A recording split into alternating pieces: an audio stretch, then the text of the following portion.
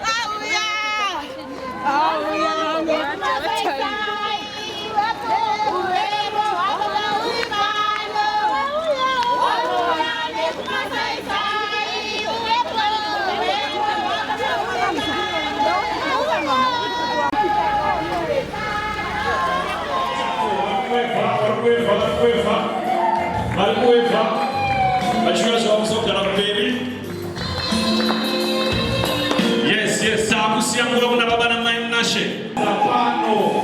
Yes. Walikufa. Walikuwa naitana, walikuwa naitana. Asishamu tenda washika chete.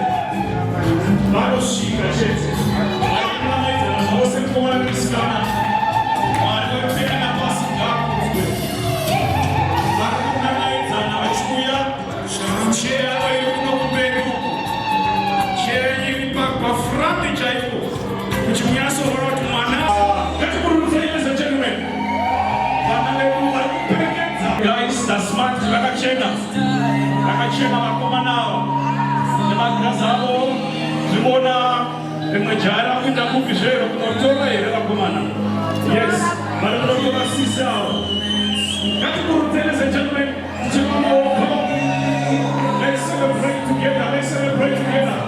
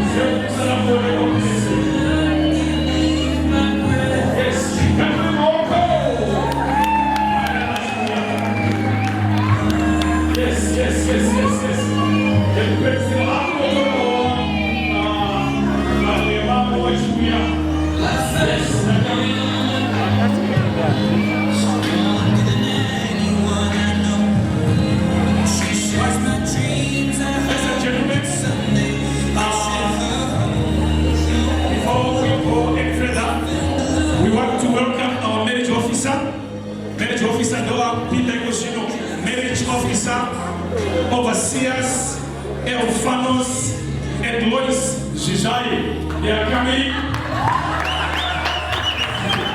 Okay. Overseers, Elfanos, Raguya. Grass. Bano, Dive, da Santa Ticina. Let's celebrate that we know.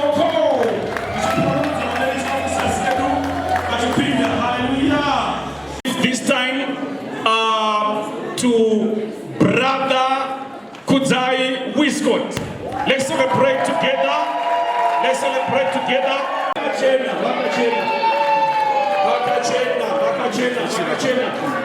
Kuchena eno wakomana.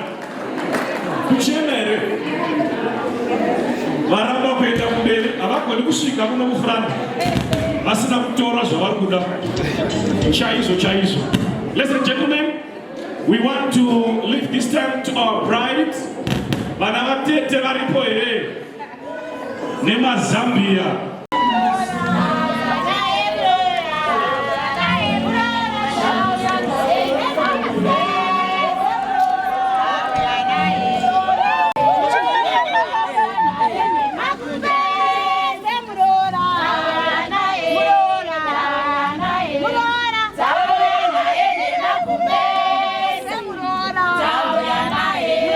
Tauya nae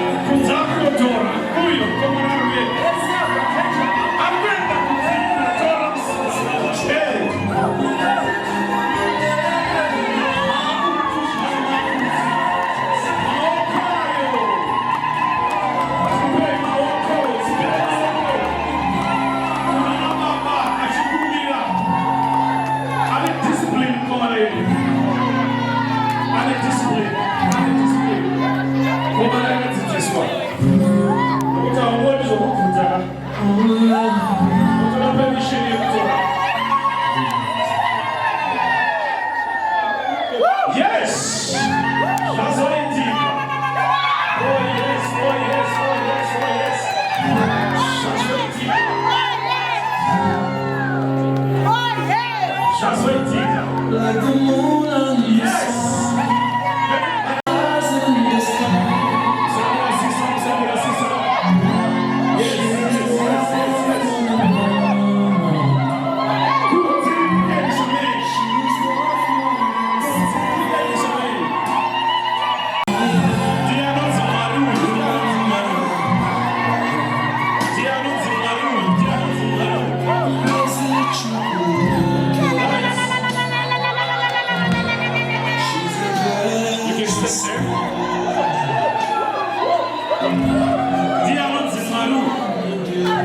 Ladies and gentlemen, I want to welcome you to this, the only and best wedding of 20. MC is given with MC Noneta, one of the masters of ceremony. I see overseer one of the Monuchaye. Mabonji anga kita mabasa makuru. Tinoda chakamira kudai. Tunakukumbira Pastor Zex Manata to come and pray so that we may begin the business that we are gathered here for. Wonderful. Yes. Baba vedu vari kudenga muzita raJesu Kristu takutanga baba takokwa kumufaro kuvanhu vaviri vasina kupinda murima vakadanana pachena. Mwari wenyasha pindirai kusvika tapedza muzita raJesu Kristu. Amen. Ladies and gentlemen, at this point in time, I will ask all of us to sit down, and I will request the two, that is Kudzanai and Shamei. I want them in the dockets. I want them in the dockets. So Kudzanai and Shamei, this time we want them in the docket, not here, but in the docket. Bridal team, you can also find your seats. Do you have seats? Or they? I want to begin by saying big congratulations to the two families, the Wiscott family and the Munashe family. We want to say congratulations on your children that have done well. Beloved, we have come together in the presence of God to witness the joining together of Kudzanai and Shamei in holy matrimony. The sacred relationship of marriage was established by God, and our Lord Jesus Christ adorned marriage by his presence and the performance of the first miracle that symbolizes the mystical union between Christ and his church. And the Holy Scripture commends marriage, and it must be honored among all people. If there is any amidst us this morning who has an objection to lodge against their union, let them say it now. If not, let them be silent over. Do we have anyone to lodge an objection to our proceedings? Mururu nemuridzo vanatete. Inokomborera kuona pasina anosimuka. Imwe michato inozonzwa konzai vanhu baba vevana vangu mwachiti ndatorerwa mukadzi wangu. Zvino kudai kwazvo kunotiitira kuti zvakanaka. As a matter of procedure, as the marriage officer, the custodian of the law of the marriage registry, would like to know who is giving Shamei into marriage with Wiscott.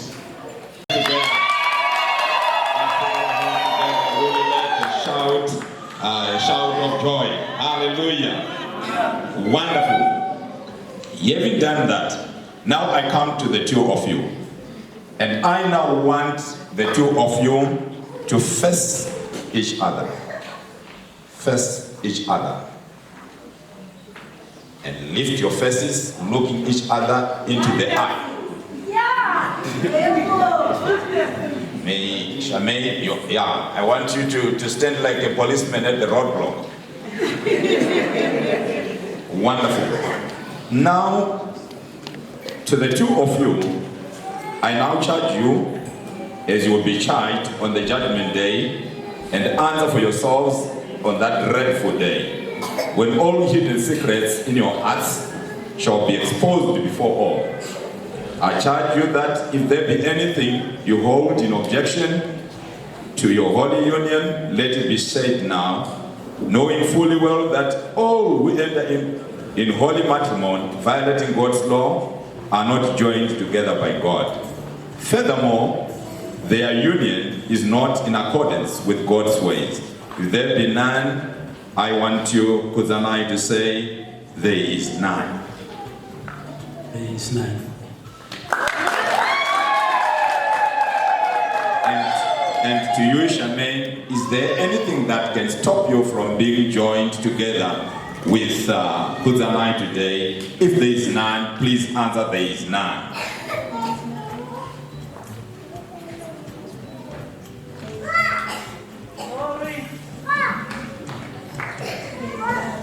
Please take a breath. Wonderful, wonderful, wonderful, wonderful.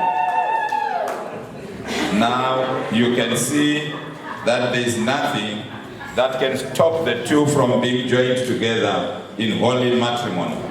I want to applaud the marriage officer who said Brother Wiscott is disciplined.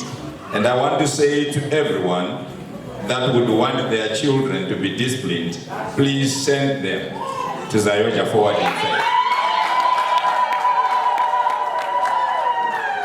We have got enough of the discipline. Is it discipline or the discipline? Kana machinwisa ma discipline tinovanwisa ikoko kusvika vaita right.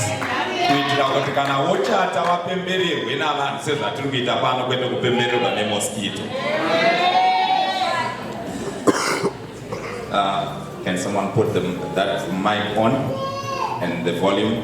Best man, this is the only time that I want you closer to him, but not very close.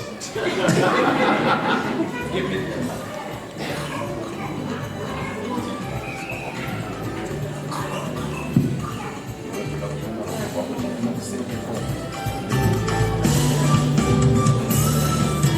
Right.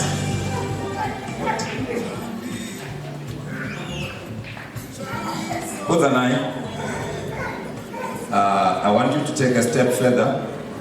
Charmaine, just help me by giving over that bouquet to the First Lady. Thank you. And now I want you, Kuzanai, to hold Charmaine's right hand with your right hand. Right hand to right hand, and looking right in the eyes. Kuzanai, do you take Charmaine, whose right hand you now hold to be your only wedded wife, and you promise before God and these witnesses that you will be to her a true husband, true to her in sickness and in health, in joy and in sorrow, in prosperity and in adversity, and that forsaking all others, you will keep yourself for her, and to her alone, until God shall separate both of you by death. If so, please answer, I do. Yes, I do.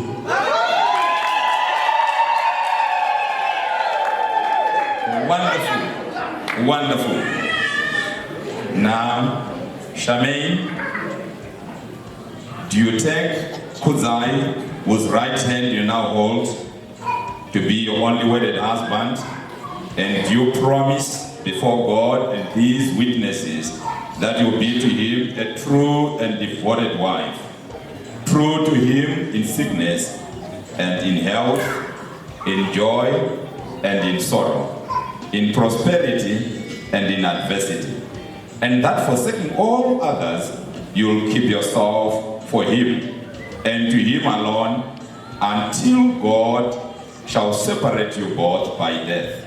If you do, you answer, I do. I do. Wonderful. Everyone is just hearing the two of them.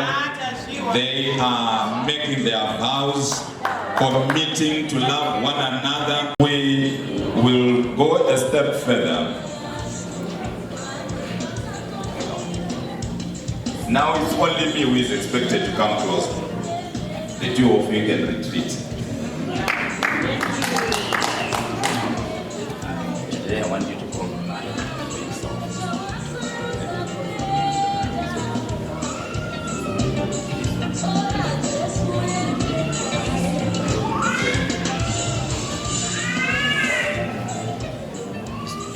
I, Kudzanai Scott, take you, Charmaine Nashi, to be my only wedded wife, and to hold from this day, for better or for worse, for rich or poor, in sickness and in health, to love and to cherish, until we are separated by death. As God is my witness, I give you my promise. Take you,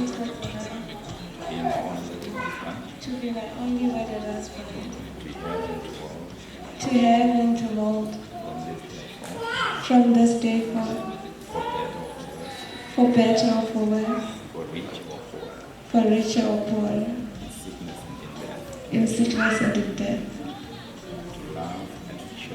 to love and to cherish, until we are separated by death. As God is my witness, I give you my promise.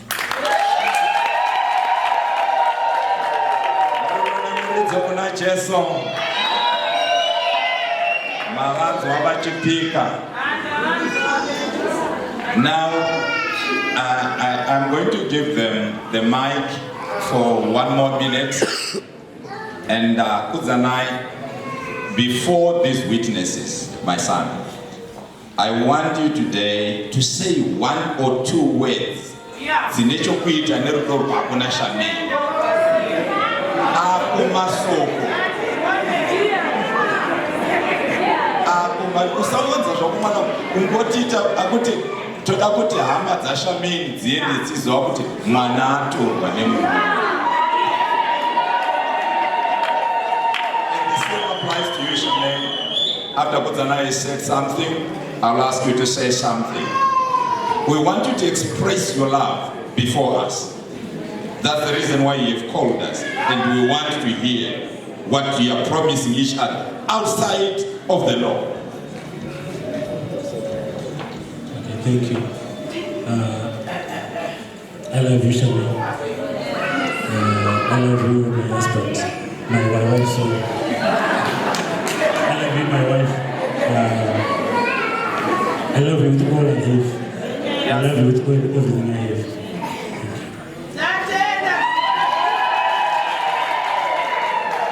There is something that I like about what he said. I love you with all I have. That is important, and as I speak to you as a marriage officer, that is the foundation of love. You love with all that you have. So in love, atina mota ya baba. In love, atina phone ya baba. Atina phone ya mai. Ifoni yedu tese. Now listen to Charmaine. I love you, Freddy. I love you so much. With all I have. And with all my heart, I love you. Thank you. Thank you. wonderful. With all she has and with all her heart. Meaning there is no space for any extra marital affair. The heart is gone. Wonderful. By the way, I'm not the man of the match. The men of the match are these two. So I want to do what I have to do and quickly leave here so that they can do what they are supposed to do. Kudzanai, I've heard you say you love Charmaine, you have promised, you made a vow and a promise. I just want to know if you have got anything to seal your vows and promise. Do you have anything that I and the rest of these witnesses can also have sight of and say, yes, we saw it? Do you have anything? He's got 3 rings. You have got rings. Kudzanai has got rings to seal his vows and the promise that he has made today to Charmaine. Wow, wow, wow. Ladies and gentlemen, I'm holding fantastic things.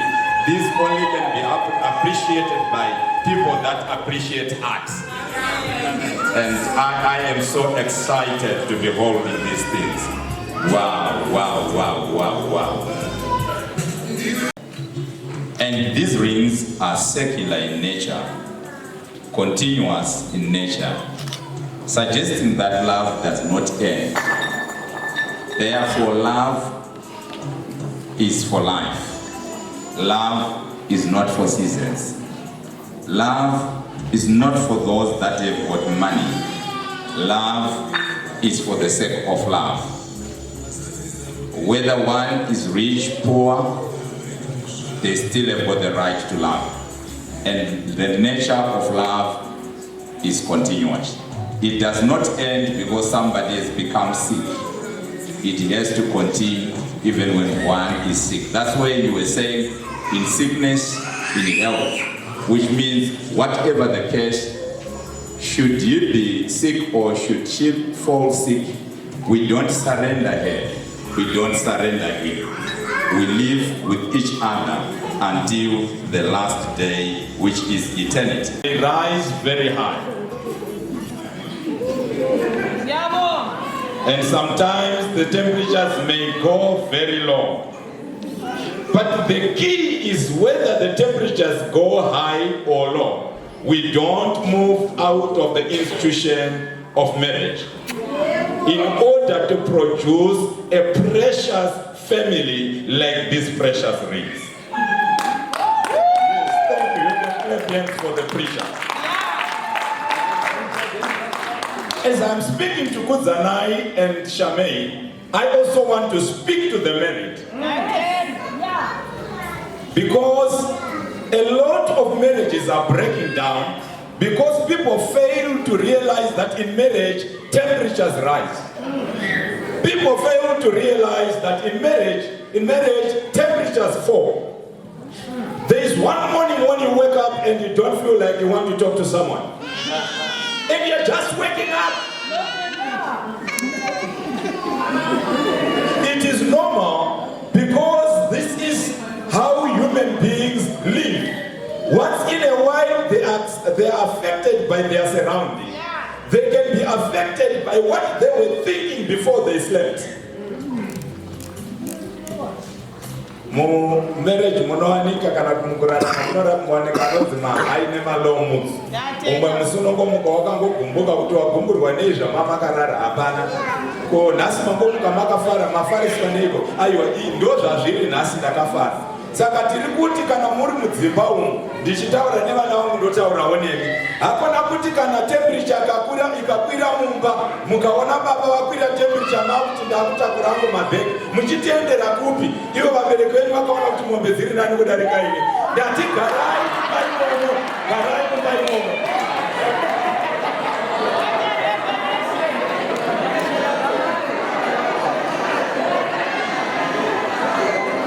Garai imomo chero temperature ikakwira svikai murimo. Pakupedzisira kuti tarisai musha wababa namai ningi vachembedzana kutaura kuti takunda machallenges eupenyu. Torambawo vana baba vanoti kana ukaona mai vaita mutu, because vana mai vane problem yemutu ndokune low. Kazhinji kuna baba kune high temperature, kuna mai kune low. Vanongoita kungoti zimwe musocial zviri kufamba sei. Saka tiri kuti vana baba kunyange zvadaro musabuda zvenyu muchienda kusmell house, munodzoka kumakutambudzika. Mazvinzwa kusmell house, vamwe vanoiti small asi tinoiti smell house. Saka tiri kuti garai murimo, kutsungirira ndokunounza kukunda. Wonderful. Now I pray for the rings. Precious Father, as I hold these rings in my hands, they were ordinary when they were in the shop. But from this day on, they cease to be ordinary as we sanctify them by the blood of Jesus Christ. Praying that, oh God, you sanctify them by the blood of your own Son, dedicating them to love. That is Kudzanai and Shamaine wears them on their fingers. They may bring to remembrance this great day where they've made vows to love each other and they've committed to love each other until separation by death. We pray for these rings, sanctifying them, making them the covenant, the seal of the covenant of their love. Father, we thank you. In Jesus' name, amen. Yes. Diana, we have to debatsira kudzironga-ronga. Unoona? We are blessed. Inotanga mberi, inotanga shure. Mimi mkuzwa kwa shure. Avara mjoketi kwa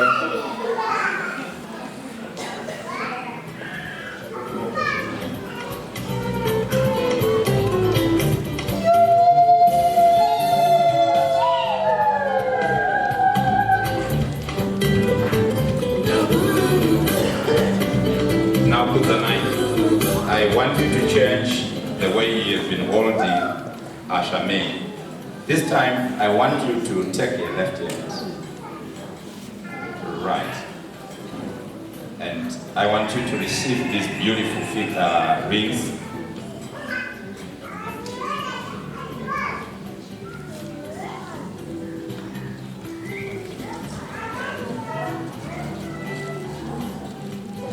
And Shamaine, I want you to give Kudzanai your second finger of the left hand. And that man, this is the only time again that we need him at the time.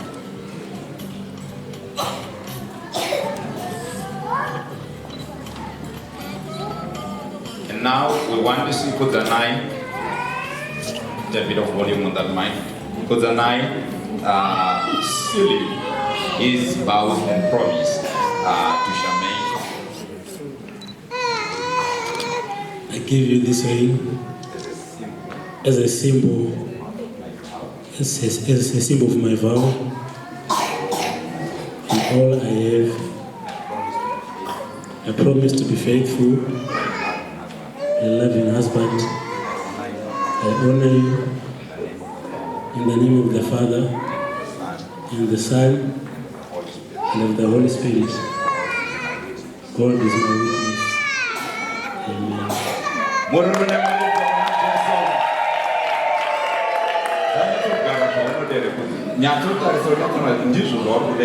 Because kana murume achiisa faith baba pake kana jurawo unotarisa kuti baba atidi vanodongorera vachiona muyari saka nyatsofara.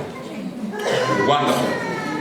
Now we also want to see Shamaine sealing your vows and promise to Kudzanai. So Kudzi, you take, give Shamaine the second finger of your left hand.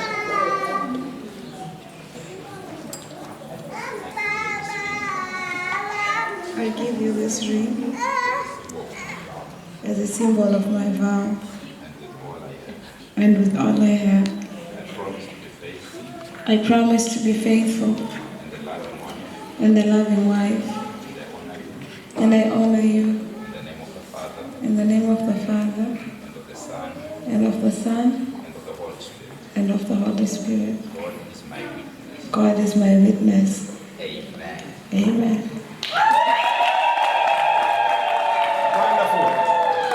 Wonderful. Now, just before I proceed, I just want, I don't know how artistic, how creative we are going to do, because I want you to show forth your fingers. Zagarwa nering kuhama kuti dzoni kugara zvamunoda shameni achigadziridza kudai indoda kukuzivisai kuti ndopota ndichiparidza masoko aya ndichiti musaita problem navanhu vanopfuura nepayadi penyu.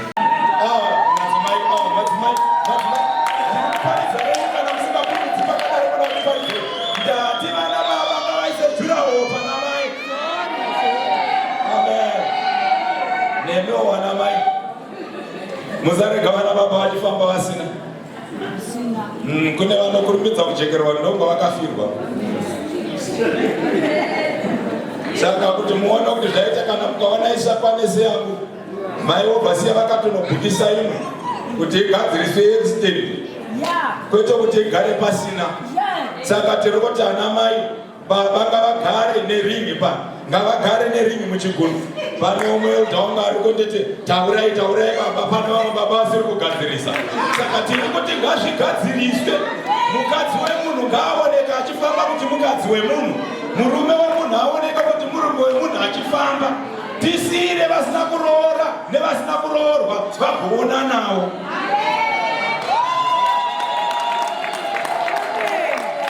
We are so excited this morning.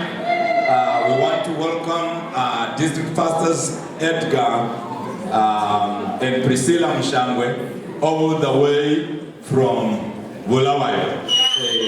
Gibbies, if you can just be on your feet and wave to us so that people may see you. Please, there is Gibbies, Babena Mshangwe all the way from Bulawayo. We welcome them. Wonderful, wonderful, wonderful. Now, ladies and gentlemen, I want these two just to show you their rings.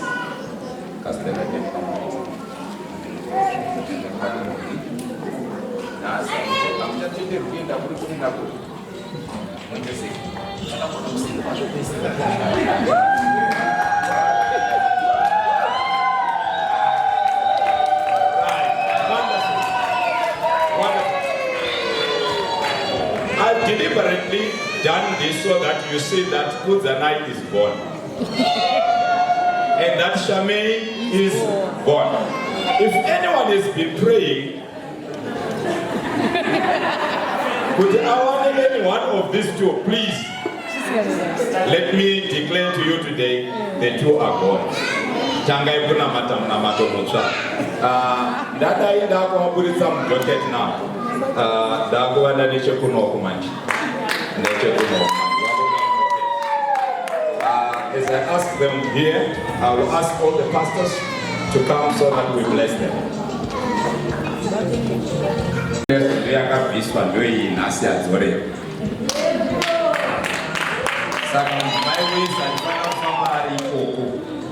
Wonderful, you can kneel down now. Wonderful.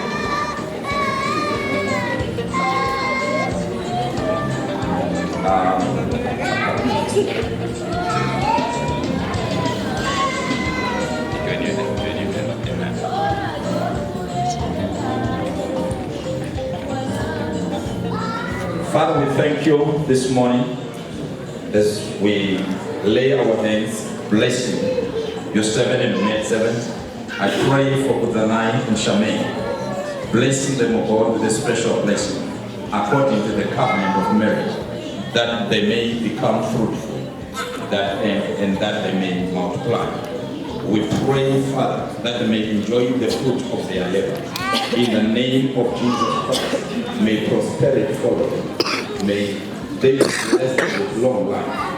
Thank you, Father, for blessing their marriage today, that they started from the right foundation, and that they may enjoy the benefit of the institution of marriage. We thank you, Father, as we bless them in the name of the Father, the Son, and the Holy Spirit.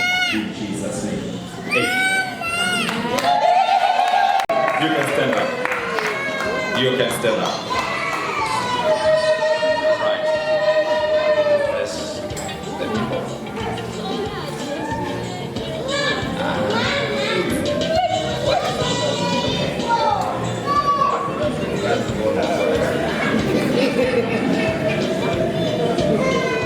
Right.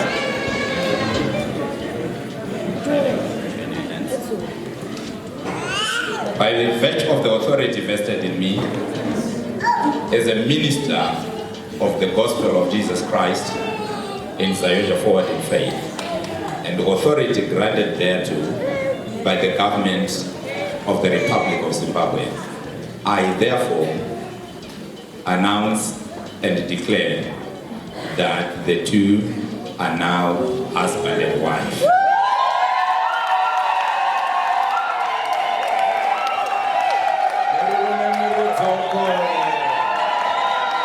As we welcome the newest couple in the hour, Baba and Amai Wisco.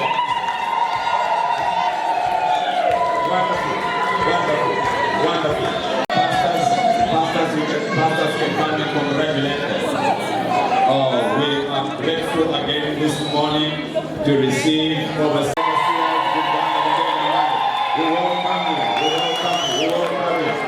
wonderful. Pastors, come and congratulate your children.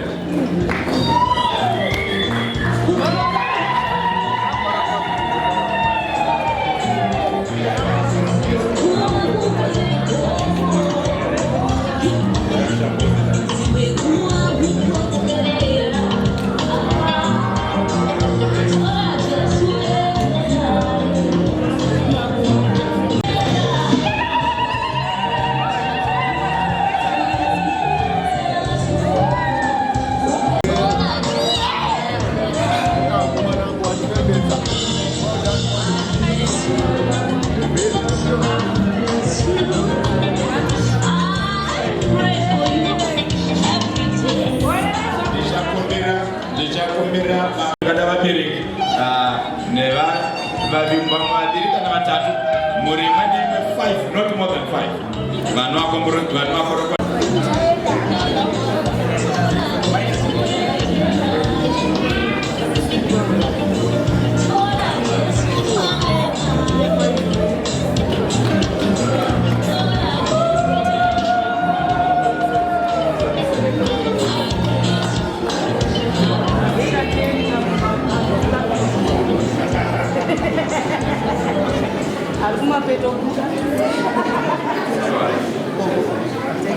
One of DJ, wait as if I'm going to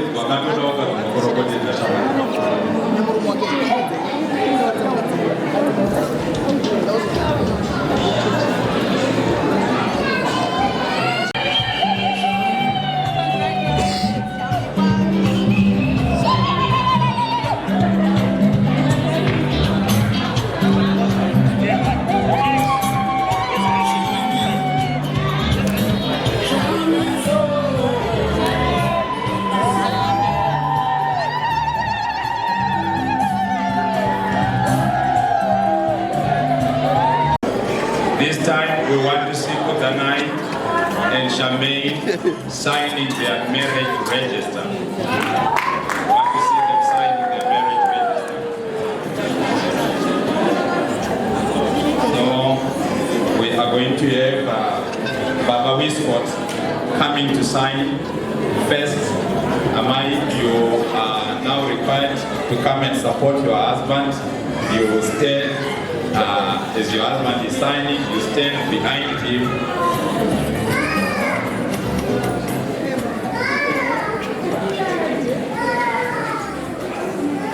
Zanenzeka zvenyu. ndiri kuzviziva zvamoda asi ndichapedza. Ini ndoda kutanga ndamuauthorize.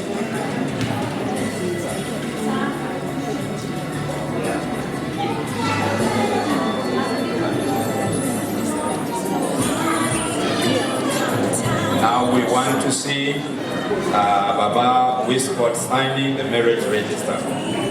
Wonderful. Let's put your hands.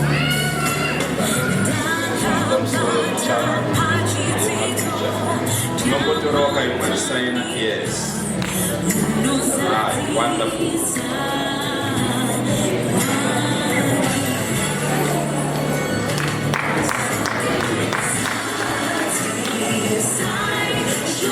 Wonderful. Now we want to see Mrs. Wiscott signing a register.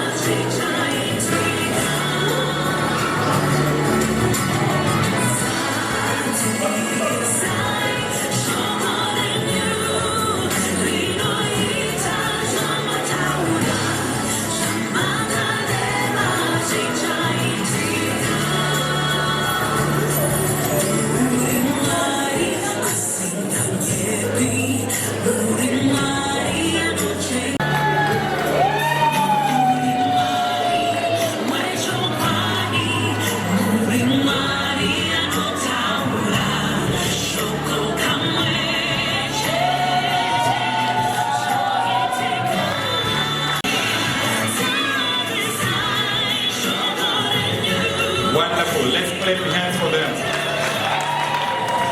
That's all my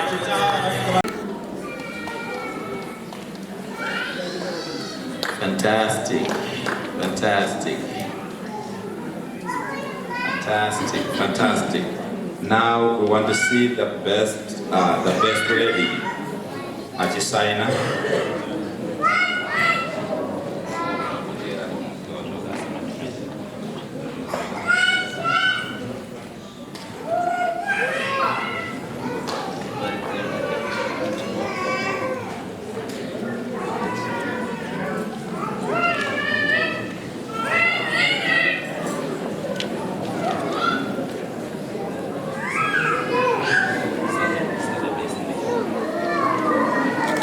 Kona best lady achisaina.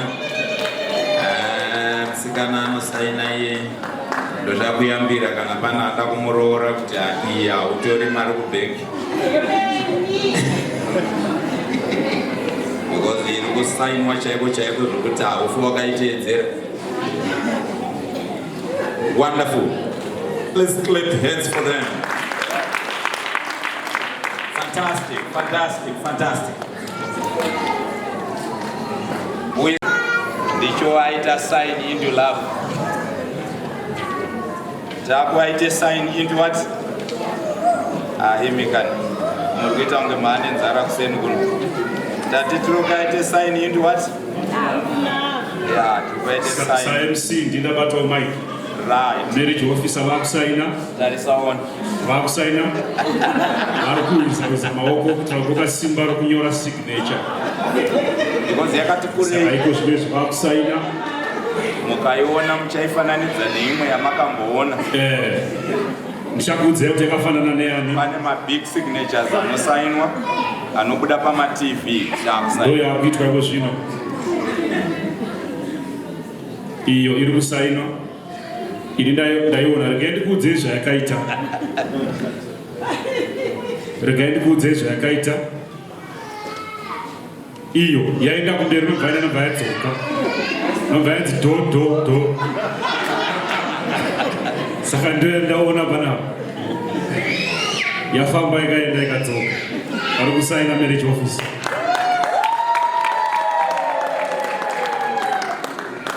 Wonderful.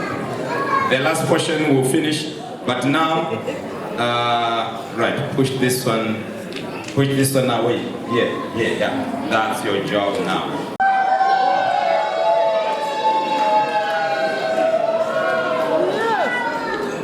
Shamari kana wachinjirwa tough luck because I don't want to mapepa wasai.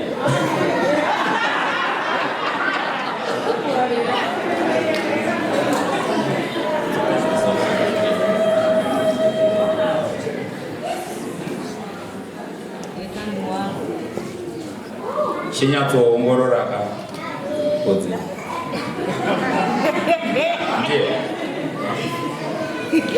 ndiye chaiba ngatiroerei mhuri yekwamunashe maoko. They are so faithful, they delivered the right one. Now, ladies and gentlemen, as you and I close our eyes, we want to allow Brother Kudzanai to welcome the bride in his life. May you welcome the bride. And you want to never touch it in the mouth. It's like a kuna one.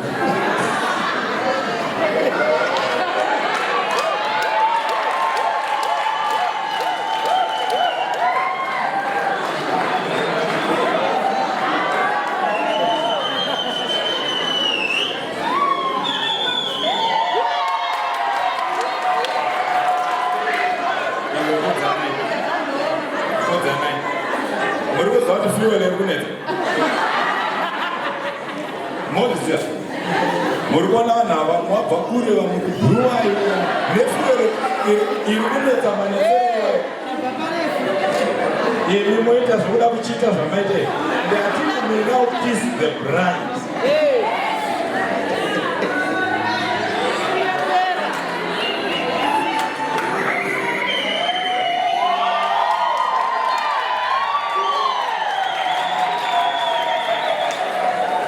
Ladies and gentlemen, if any man or anyone our marriage officer, thank you. We are welcome to take our seats. Thank you very so much.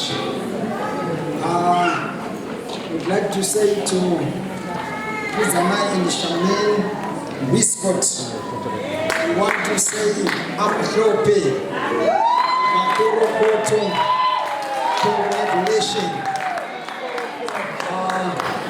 I'm sure you will not forget this day, the 6th of April 2019. This is your big Saturday. We want to respect the presence of the Munashe family, the Wiskott family, and our marriage officer, Overseer Zai, and Amai, my wife, Overseer Florence, and the district pastors, for our dear loving sister, who is now Mama Wiskott. That's the district pastor Ed Mushangwe and Priscilla Mushangwe.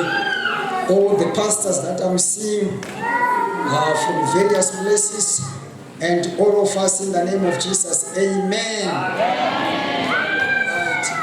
Ini manje ndrova kubhuwayo. Kuti sibona Munashe.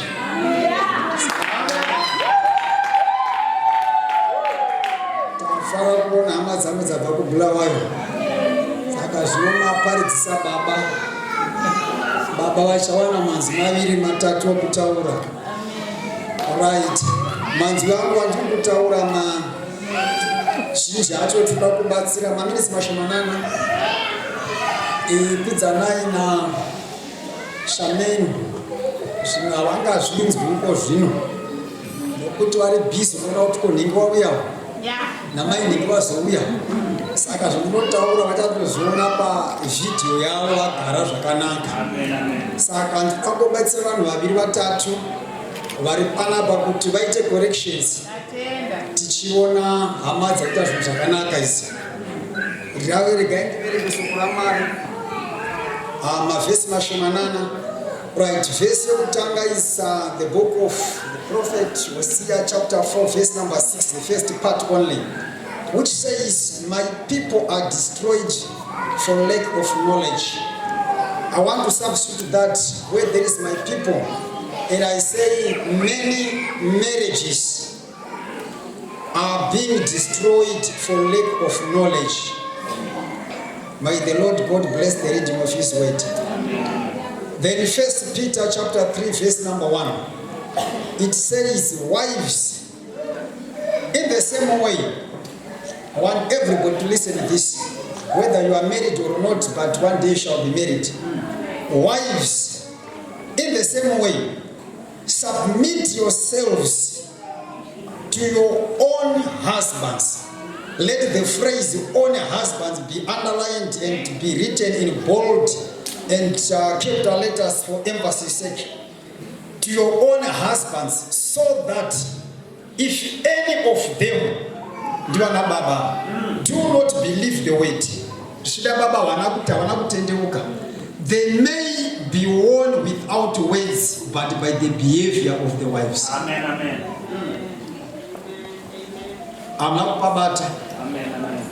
Peter wrote, wives, in the same way, submit yourselves not to the pastor, not to the overseer, but to your own husband, so that if any of them do not believe the word, in other words,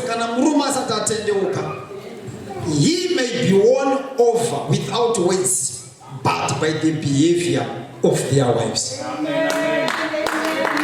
Nokuma kutaura mama ita baba baba kana wasati watendeuka awavhuriwi bhaibheri aushoka wagona vanovhuriwa namufundisi. Zvanzi naPeter, iwe chete chinja maitiro of your behavior, so that when the father sees, he says ndakuenda kuchechi.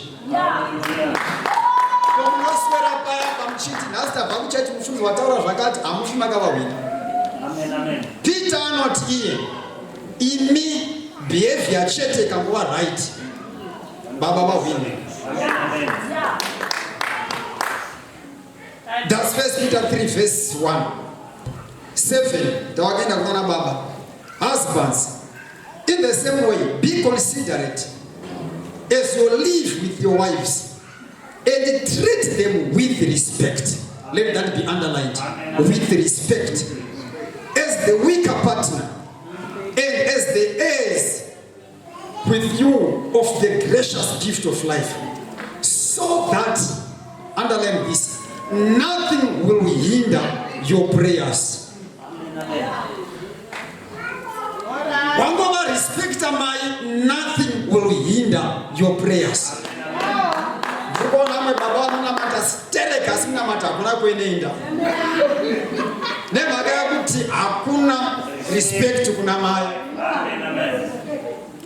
Listen to me, people of God, as I'm about to finish.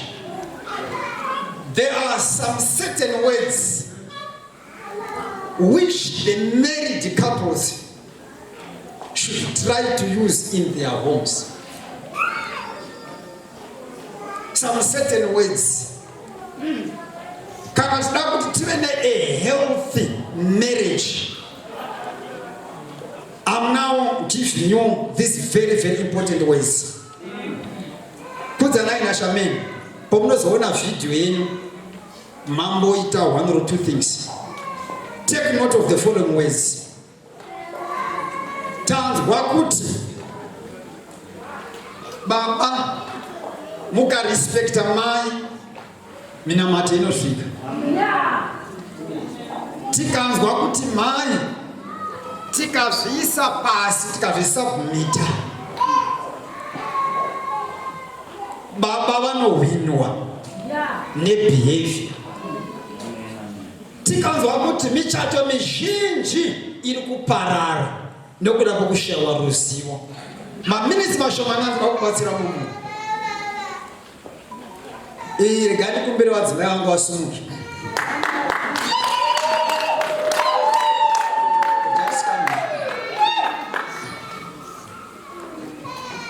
I wedded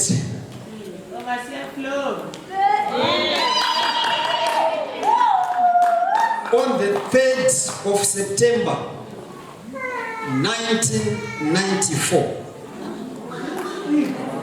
By September this year, on the 3rd, we'll be turning 25 years till my marriage.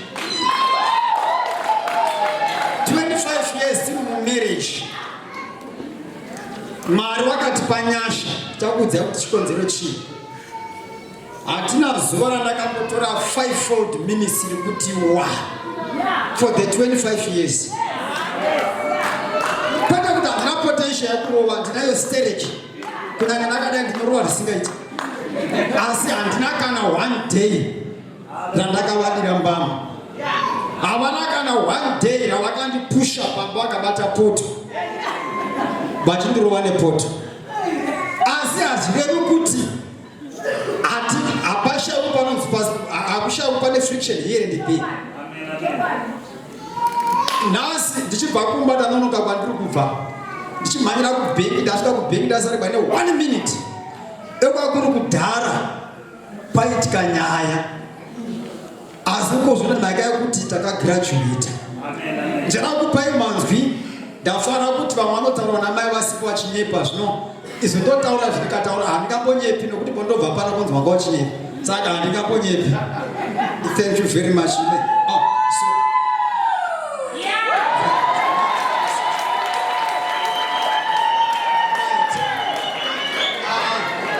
Regai ndibatsire hama yangu iri panapa. Tataura kuti mazuva ese awa hazvire kuti tisingakonani taikonana. But here is the secret. Mawords anofanirwa kushandiswa mumba vanoda vanonyora vanobudirira. Number 1, learn to say I'm sorry. Yes. That phrase is a very powerful phrase. Dziripo dzimwe dzakakaka naro dzenhema. Ukangoti I'm sorry. Maikana musina kusvika kwana tete kana kupi kana kungoti I'm sorry. You don't lose anything by losing nothing. Yes. Kana uchida kuti imba makaroorana baba namai, dzidza kuti I am sorry. Chete. Ndakagara zvakanaka, handina kana ndine peace mumba. Simply because statement yekuti I'm sorry mama. Haindinetsi. Ivo vakati I'm sorry daddy. Havanetsi. Any healthy marriage, learn to say I'm sorry. Ndiri kujekera namwe baba vakamboita ka mistake. Still vakasunga nhare baba. Kana vangoti kumudzimai wako unofanira anonetsa hanetsi. Ingomuti I'm sorry dad. Uchaona dzadonyungudika. Chete. Number 2, learn to say please forgive me. Forgive me. Nyaya makanetsana kwana tete, yadira sina mtu kwana tete yai. Kana waingoti please forgive me. You are home and dry. You are home and dry. You are home and dry.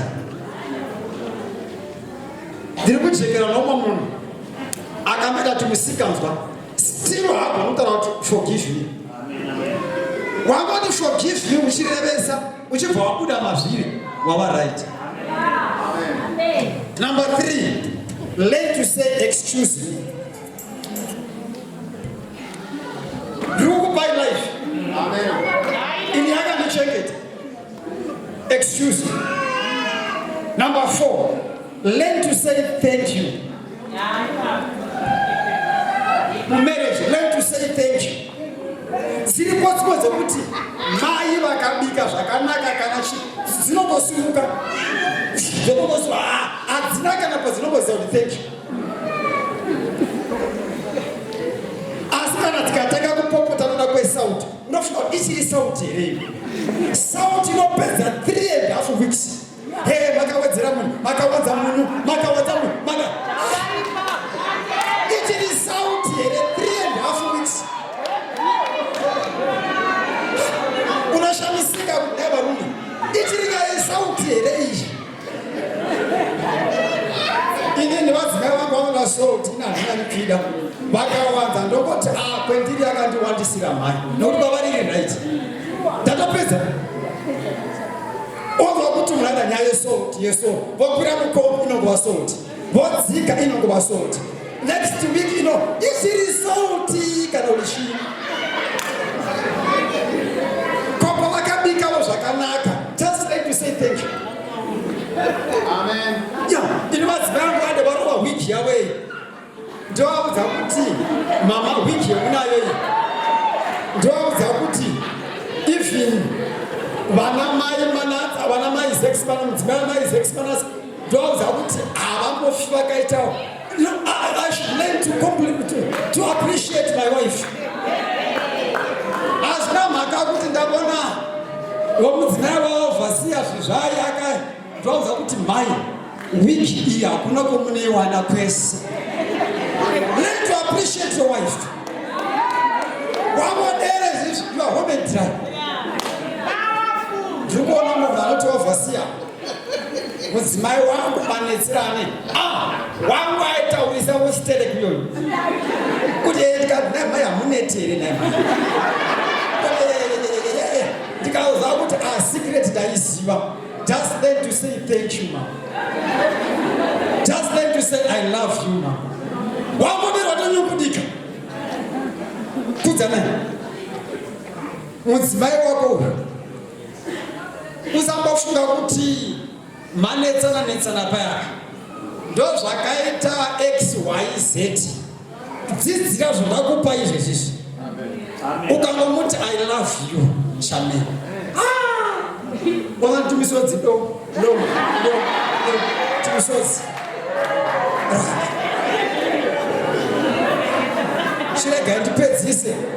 chirega ndipedzise ndikupai the flip side of the coin. Words the married couple should not use in their homes even when things go wrong. Manhu asikatenda kushandiswa mumba kunyange zvinhu zvaoma sei, kunyange warwadziwa sei, kunyange waita sei, kana wakamashandisa manhu yawanga zvichipera ipapo. As from now onwards, never say words like I will separate with you, I am going to leave you. For the 25 years, I've never said to you, I will leave you.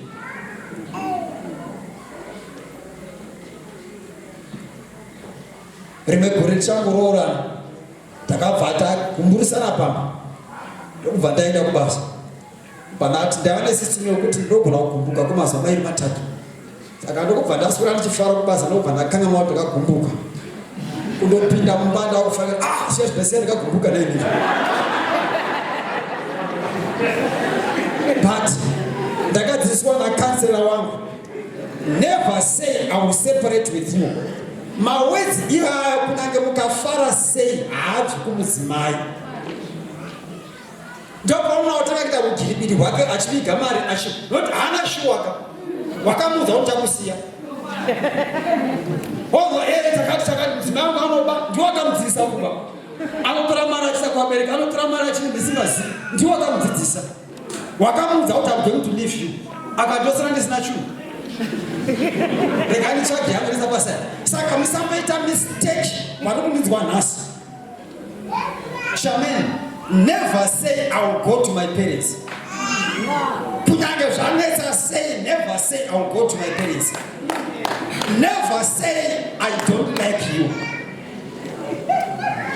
Kudzanai, never say you go to your home. Kunyange manetsana say, kana manetsana nenyaya yamanetsane tenderera panyaya iyoyo chete, musabata zvinhu zvakawanda kusvika maresolve. Never say I will divorce you.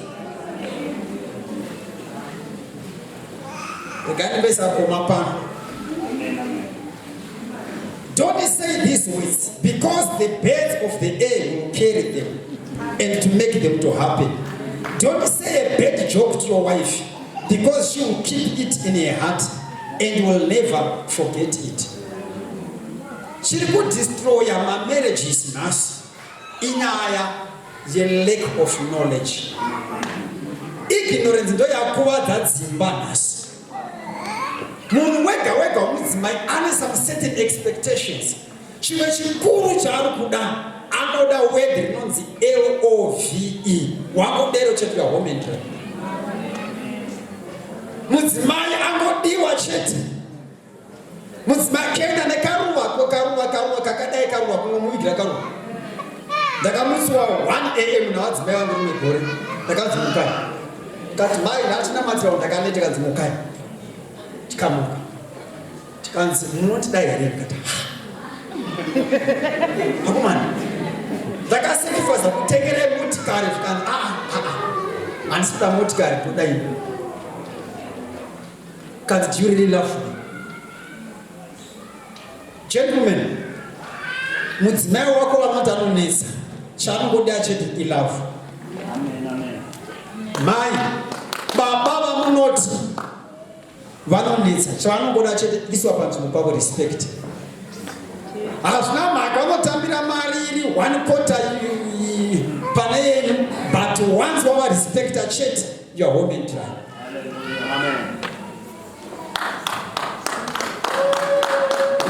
Ndakachenjera ndinoparidza navadzimai vangu ndapuwa saini kuti time yakwana, saka ndakutogara pasi.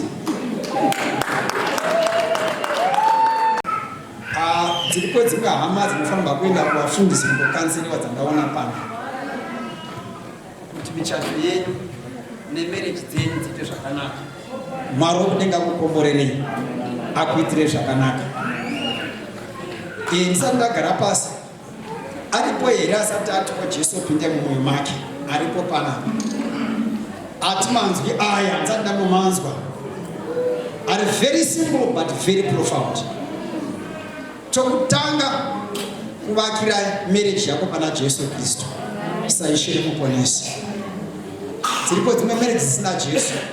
Aripo here ndagara pasi, whether wakaroora hauna kuroorwa, uri mukomana uri musikana, baba mai, ndinogona kunamata. Wakasimudza ruoko rwako uripo uri papo, ndinogona kunamata nemi.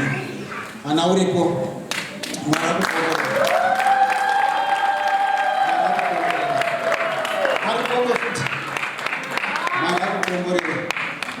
God bless you. God bless you. God bless you. God bless you. God bless you. Right. Ndikukumbira ndichisiya nguva kuvatungamirira. Imaita chinhu chakanaka, ndakaenda pakona apo ndikubetserei. Maita chinhu chakanaka. Even some people I know because of pride you can just Nicodemus come to me, I will assist you. God bless you. The two of you let us nemasoko euchenjeri apa kuna marriage officer pamwe chete na overseer vedu ando masoko a MC kuna baba na mai sport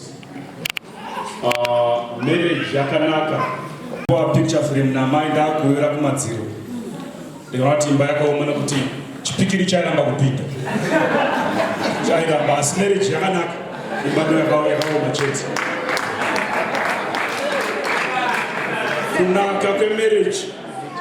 Kunaka kwemarriage ndakazotora ini ndakatozononoka kuroora, ndakatemba kuti pandakapedza grade 7 ndakatoorora ipapo kuti ndakanonoka nekuti marriage yakanaka.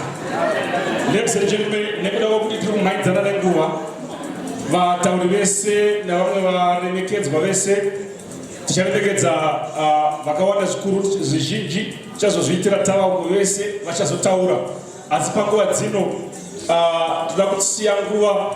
Ndamboverenga makeke ari panapa asi ndatadza kuziva nhamba yacho yandinotenda kuti kwese kumwe kwandakaita MC asi nhasi panapa Mwari wokudenga ngaakudzwe.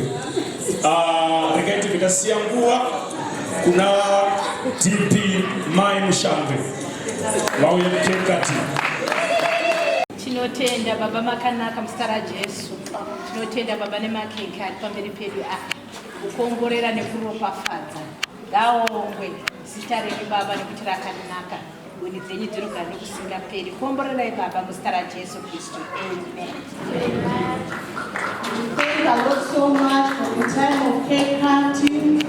First and foremost, I want to acknowledge the presence of our marriage officer, our overseer general from Bulawayo, all pastors, and Munashe family, Wiscott family, and friends and workmates in Jesus' name. Hallelujah.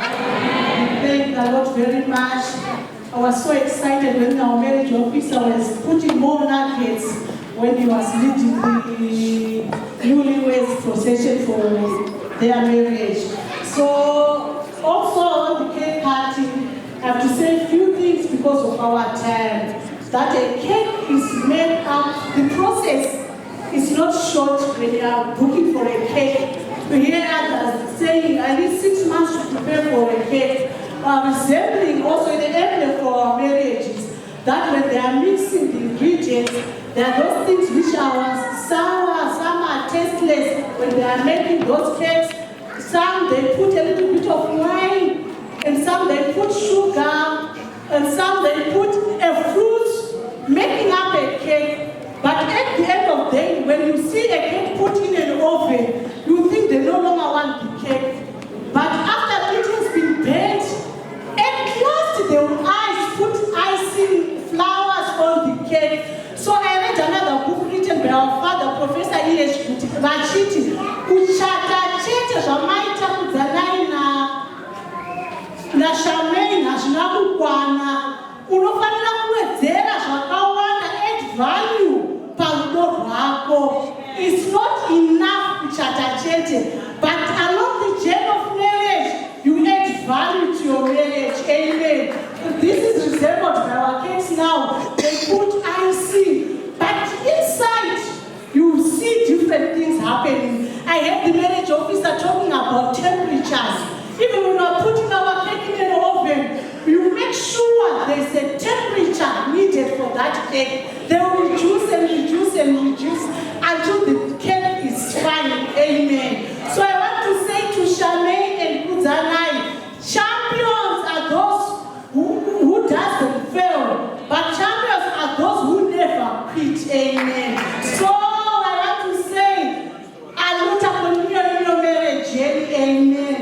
So we are going to acknowledge many guests of honors during our reception time. But for now, I want to invite Charmaine and Kudzanai to lead us in the cake cutting. Amen.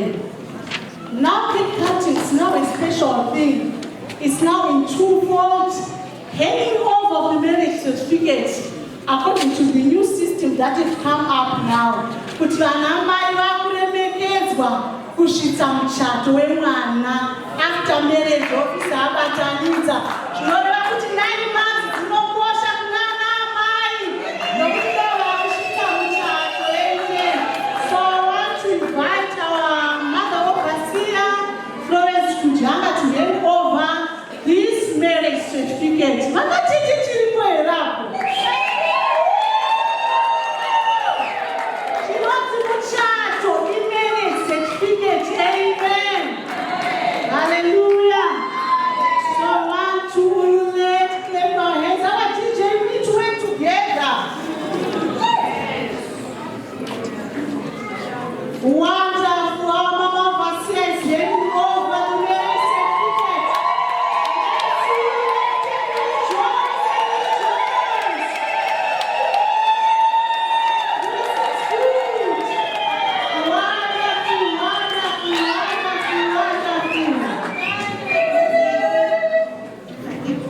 Glory, hallelujah. Woo! Shout to the people of marriage certificate. Amen. Mr. and Mrs. Winsford, in Jesus' name, hallelujah. This is the day that God has made for us, hallelujah. Thank you very much for proceeding to the cutting ceremony. Takunoda kuona kuti vanatete vakaita basa ravo here. Takukumbira maWinsford kuti vachigezesa baba maoko. They've prepared for us their first meal is cake in their marriage. Amen. So we are going to rejoice and celebrate together. Amen. Woo! What God has joined together. Zvatotanga pano, zvatotanga. Rakadzidziswa uyo. I remember Charmaine, they were over 100 women gathered.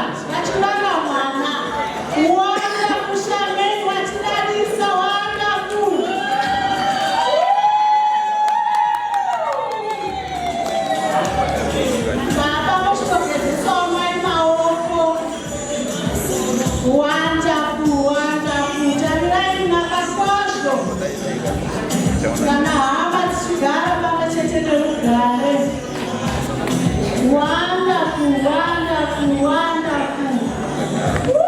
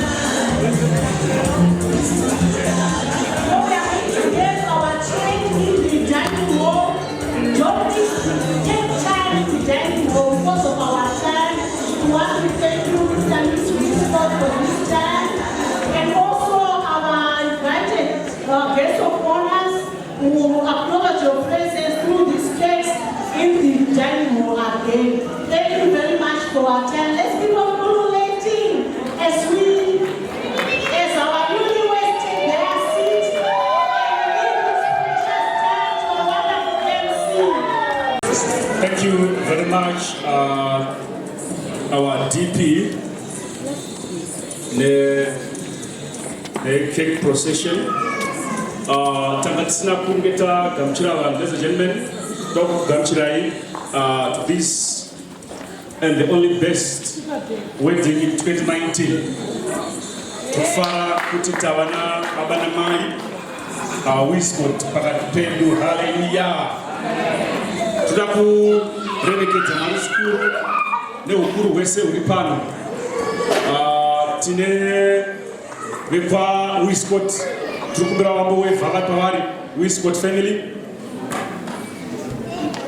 Wiscott family tiri kukwasai muzita raJesu. Hallelujah. Munashe family vambo wevhaka pavari tinokuonai. Tiri kufara muzita raJesu. Amen. Tigona veku Westgate district kuri kupindira baba Wiscott kwakuya mai Wiscott. Regai tikufara muzita raJesu. Amen. Tigona vabva kuBulawayo, chechi yedu yeBulawayo vambo wevhaka pavari. Toda kugamuchirai muzita raJesu. Amen. Tikufara tambotaura zvemadirectors timboona shamwari dziripo vambo wevhaka pavari. Right, thank you. Tikugamuchirai mese muzita raJesu Kristu. Tine dzimwe hama dzinosiyiwa asi dzinenge dzaita basa rakanyanyisa zvikuru, rimwe basa harionekwi rinenge riri kuseri. Ava ndichakumbira vasimuke. Amen. Ndikukumbirawo maWhatsApp admin kana aripo asimuke. Vanocoordinata magroups eWhatsApp varipo here? Vari kuwevha vari kuseri avo. Tikukufarirai mese vaadministrators emaWhatsApp. Ndiri kutaura ndichirevesa izvozvi pato negrupu ranga riripo ranga richironga muchato. Ritoripo asi pane akarironga. Munhu mukuru yeye kuti zvinhu sezvinge zviripo. Haleluya. Tikufarira veLiverpool vari pamberi tikovaona Liverpool. VeLiverpool varipo here. Ndiri kukufarirai veLiverpool because zvinenge zviri kuita. Tine veMan U here vari pakati pedu. VeMan U. Ndoda kubatsirai vanhu veMan U. Ndoda kubatsirai. Munoriverenga sei? Roti chingo Bible anzi batai makava madiki aika sei apedza munda uzambirika. Amen. Matonzivisa kuti kurereve Man U makazviona zvakaitika last week vana vakomborera zvikuru. Ndine vabati vauya kuno kumberi vachitaura. Tine vachauya kuno kumberi vachitaura. Tichatanga na baba na mai Wiscott. Vachauya kuno vachipa uchapupu vachitaura vachiratidza mufaro wavo. Tapedza baba tichakumbira sekuru yekaWiscott zvekare kana kuti tete. Mambo waona pana tete vamboya panapa. Mambo waona tete wavo. Ini ndavaona. Tapedza tichazokumbira baba na mai Munashe vauye kuno kumberi.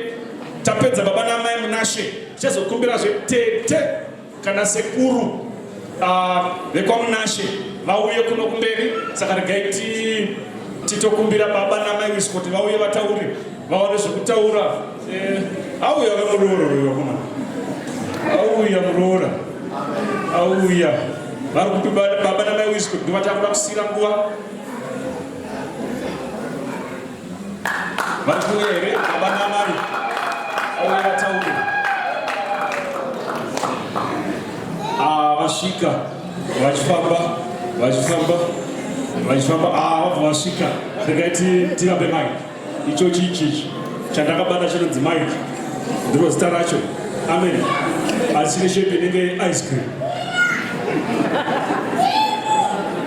Amen. Ndibatsireiwo kufara.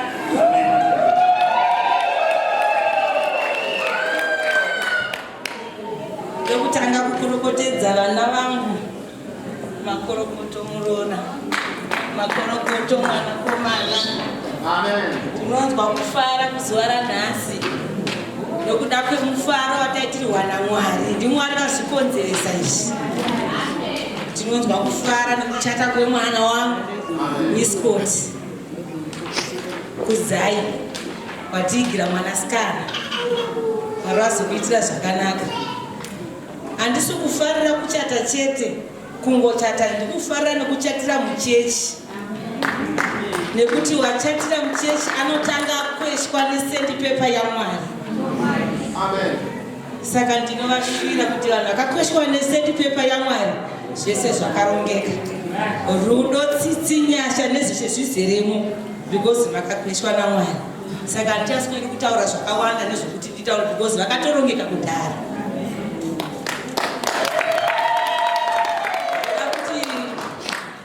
Kutambira muroora, tikune muroora. Tinokugamuchira mumusha wakwaWestcott. Uya wakasununguka.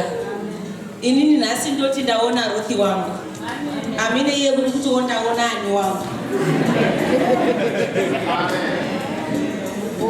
Kumhuri yekwaMunashe ndinokuvimbisai kuti tichagara nemwana wenyu zvakanaka.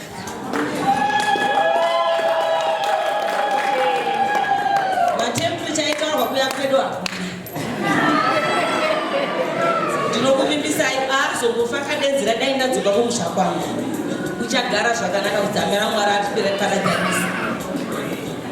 Ndoda kuti kokupedzisira ndoda kuti titsvambe kune mutyini wake Jealous.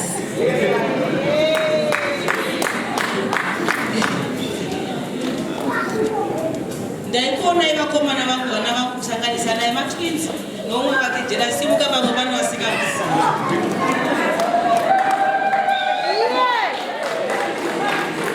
Ndakavaona gara zvokombasi. Ndaivaona vachikura. Ndaisazvitaura nekuti ndaiti unozoita manyepo. Mwari makaita hangu mwana wangu wakanyarara. Mwari makaita hangu mwana wangu unoda Mwari. Mwari makaita henyu mwana wangu chichutiro kuchikoro.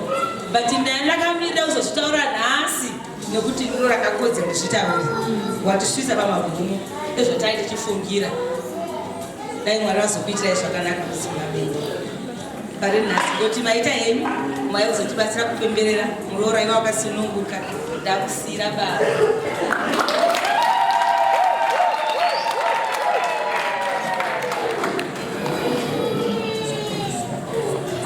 I'm tempted to say hallelujah. Hallelujah. Handisogona kutaura nyaya yekufara. Chandikufarira chinhu Mwari. I thought I was coming for a wedding, not knowing that I was coming for a wedding seminar, a marriage seminar to be specific. Auya pano tinofunga kuti ndikuya kuchata, sinzwa kuti zvakawandisa zvandiri kuita. Tell you the truth, many people vari mukati vakafanana nevadzidza zvakawandisa. Zvanzi sorry, forgive me, excuse me, I love you. And chief, and thank you. Muningina wangu tunoti, zvimwe zvese kangana. I will allow you to forget any other thing, but not these ones. Iwaya chete akakwana, zvimwe zvese kanganwa, izvozvi chete. Usatombozvikangana. Kana pressure dzeeconomy dzikatouya zvakasimba sei, these 4 points, don't forget them. Ndinotenda Mwari nokuda kwekuti mweya mutsvene aita kuti these anointed 4 key points ndidzizivewo nhasi. Ndakashatawo 2013, but mutuma few years twangu itoto munhu waMwari hatisati ndasvika 25 years since. Tuma few years itoto maybe ndakandatoita mistakes anoviolate the 4 principles according to our men of God. And I think the Holy Spirit who is here today atitawo kuti tidzidza hanzi marriages are destroyed by lack of knowledge, not because the devil is powerful. So I thank God for that. My name, welcome to the family. The surname is Westcott. The nickname is Whiskids.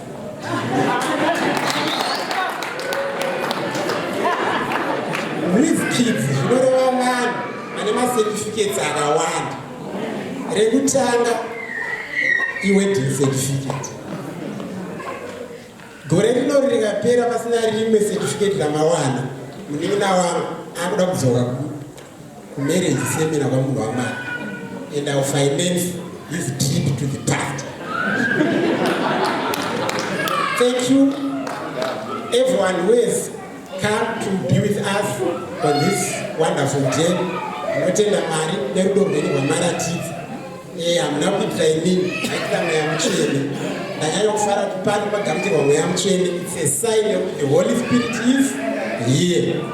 And we've done a good thing. Heavens are celebrating because of the two souls that have recorded their names in the book of life. I thank God for everything. May God bless you all. And I pray that we are going to have a wonderful program. Shika ichipera mstara Jesu. Amen. Welcome to WizKids. Tete Vakubi. Tete. Maya tete. Ala tete wangu ni changu mchakamusa. Awato maisha atiza atifunduki.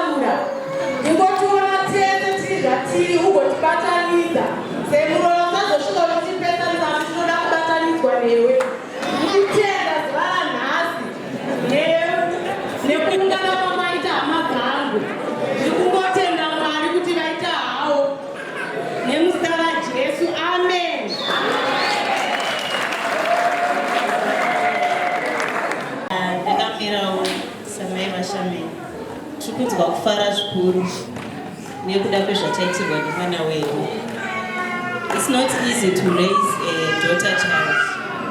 It's not by power nor by might, but it is by the Spirit of God. They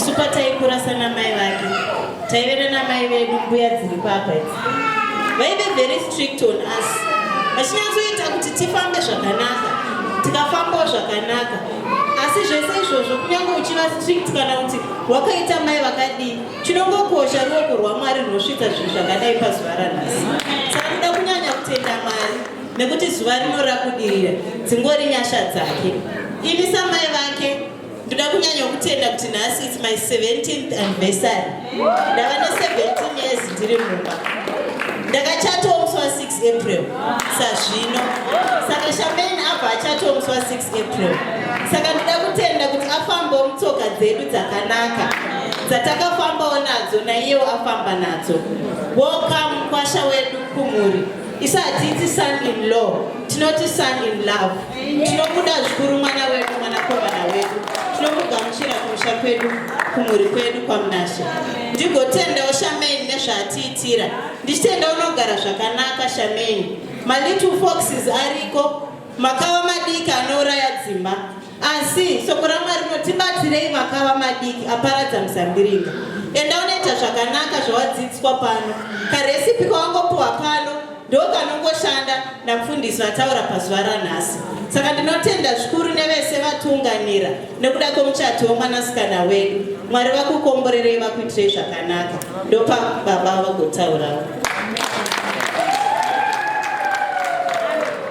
Tinotenda Mwari zvikuru nemukana watapiwa wekuti tiye kuzopemberera mwanasikana wedu aita chinhu chakanaka pamwe chete nemwanakomana wedu akadawo mwanasikana wedu. Tinofara zvikuru nokuti mhuri iyi yatangwa murunyararo uyezve yatangwa mukutya Mwari. Chatinoda kusimbisa ndechekuti sekubatana kwamanga makaita muchironga muchato, mari dzenyu dzisingakwani, asi muchiita come together muchibvunzana zvekuita. Murambe muchidaro nokuti upenyu hwamangwana huchaita saizvozviya. Manga muri kutodzidziswa kuti kana mari isingakwane garai pamwe chete muonesane muchibatsirana kuti toita sei. Nemahardships amanga muchiona ups and downs amamuchita muchinamata pamwe chete muchisangana nechinhu chenyu ichi muri pamwe chete. Itai saizvozvo zvese zvichazouya muupenyu hwenyu musangane nazvo muri pamwe chete. Tinoda kukomborera mwanasikana wedu afambe murugare anova chikomborero mumhuri yekwaWestcott. Tinoda kugamuchira mwanakomana wedu mumhuri yekwaMunashe ave chikomborero mumhuri yedu. Zvawave mumhuri yekwaMunashe mukwasha, hausisiri mukwasha asi wave mwana wedu. Iwe mwanasikana wedu tinokurudzira kuti wekwaWestcott wasatore semuroora asi semwanasikana wenyu muchidzidzisawo paanotsvedza.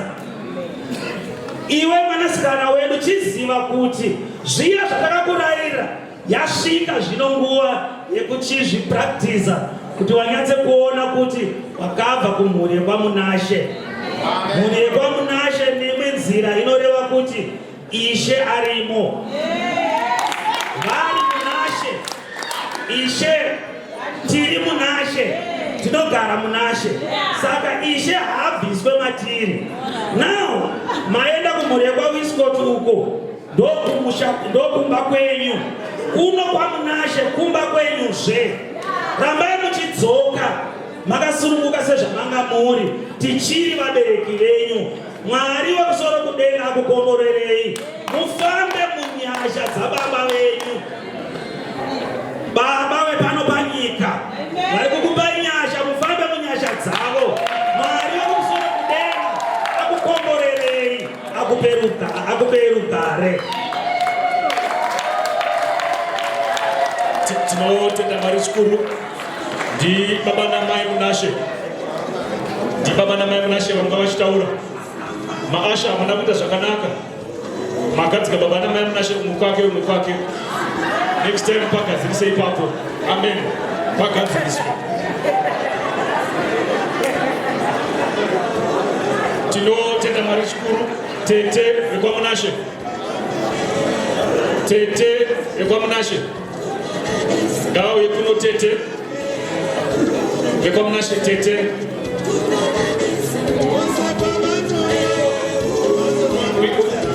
wabuda. Tete hatigoni kuzoenda tisina kuti tete vataure. Kana tava uko tete tichazovasiyira nguva yavo. Vasvika. Uyai tete.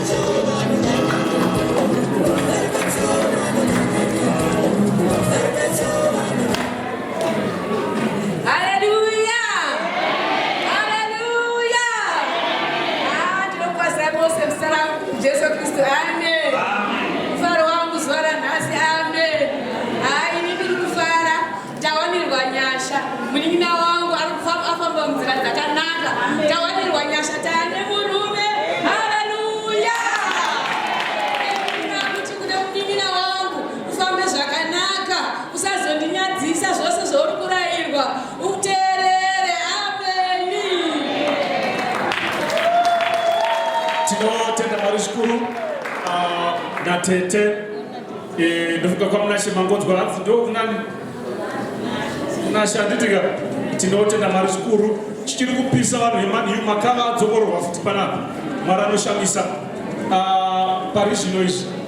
Ndofunga inosa MC Master of Ceremony. Tinotenda Mwari zvikuru. Baba namai Westcott vanditendawo kuti ndive MC wavo, asi chandanyanya kufarira ndechekuti ndaivhairirwa nyama dzangu dzakawanda.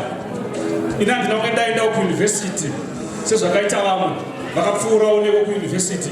Ina ndange ndaenda panapa panonzi paJesuit Arupe University. Mwari udenga ngaakudzwe nhasi ndapfuurawo nepauniversity. Kureva kuti hama dzangu dzese dziya dzaindivhairira zvapera nekuti ndapfuurawo nepauniversity. Saka pese pane vashidzi vakaenda kuuniversity uyai kuno, imi saka ndiriwo pakati pavo. Baba namai Westcott, Mwari kudenga akukomborerei, akuitire zvakanaka. Ndinotenda kuti kune hama dzangu vasina kupfuurawo nokuuniversity vanga vachivhairirwa sezvandinochita ini, asi zvese tiri kuti nhasi zvapera tapfuurawo nepano paRupe University. Iko zvino izvi tinotenda Mwari zvikuru. Tapana imwe session again takwenda kunotorwa vaperekedzi vedu navachati vakuenda kunotorwa mapictures. Saka what we are going to do, vachati chete baba namai Wiscott, vamwe vaperekedzi vese kuchapinda mudzimota dzenyu, asi baba namai Wiscott ndo vachatanga kunopinda kwatiri kuzonodyirawo. Vamwe vese tisati tapinda, saka vamwe vese tichazodzwa kuti tichipinda, saka vachaenda namavidhio menavo vombonotorwa vari imomo.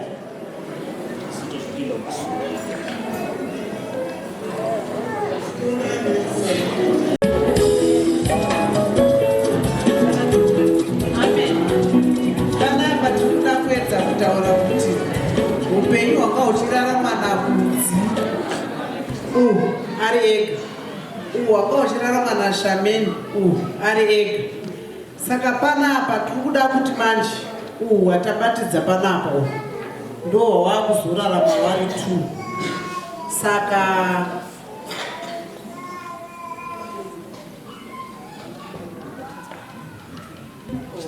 takamboona vamwe vachita amai vekukomana naamai vemusikana nga vauya vavatambidze makenduru aya. Saka nekuda kwenguva yedu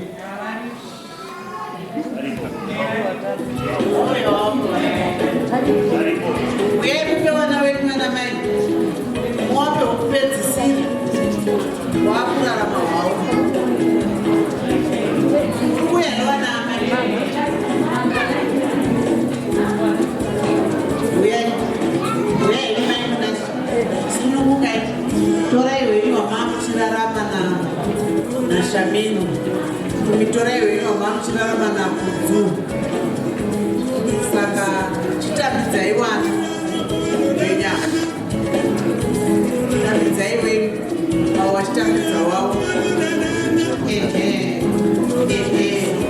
Saka taakuda kuti tese takatarisa tichifara vachidzima upenyu, asi toda kuona kuti chii. Ndakaona akangwara ipo pana kumbidza kudzima 1 ndikasvika pana 3 1 2 and 3 ese wakangwara. Saka watiri kuona ndohwa upenyu hwavo hutsvawo huri pano. Amen. Tinotenda yanga yabatwa naMC haanonoki. Tinotenda Mwari kumanya, tinotenda Mwari zvikuru. Ndazokumbirwa kuti vaperekedzi vapindewo muhoro iyo, saka ndakubvumidzai maokwanisa kunopinda. So iko zvino izvi ngatisenguva vaperekedzi vedu navachati vedu vachienda tichipururudza tichienda. Lunch yedu ndokwatinozonoidyira ikoko, saka ndokwatichaenda tese. Muno mutatopedza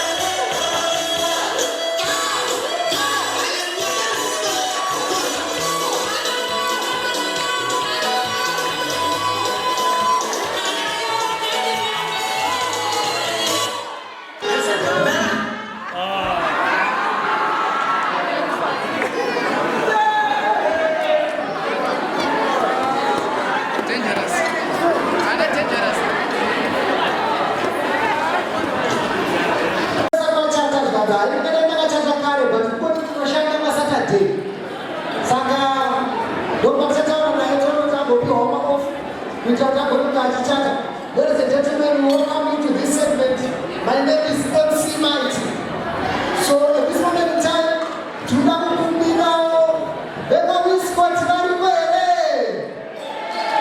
Beba Wiscott Marikwele. Timu Nashe Marikwele. Timu Nashe Marikwele. Right. Saka ibisa MC Jotueta. Muri nenge chifara kupura mamwe. Ndine $100 zatichapa kumuri nenge chifara kupura mamwe. Kuti vanoita bribe after this party. Saka vanenge vachifara kupura mamwe at the end of the ceremony. Tichazobvunza vaisa vari muno kuti vafara kupura mamwe ndevapi. Then I'm going to give you my gift of $100. Saka tamuita kutipedzira. Beba Wiscott kuripo here. Beba Wiscott kuripo here. Ya variko zveshuwa. Beba Munashe muripo here. Beba Munashe muripo here.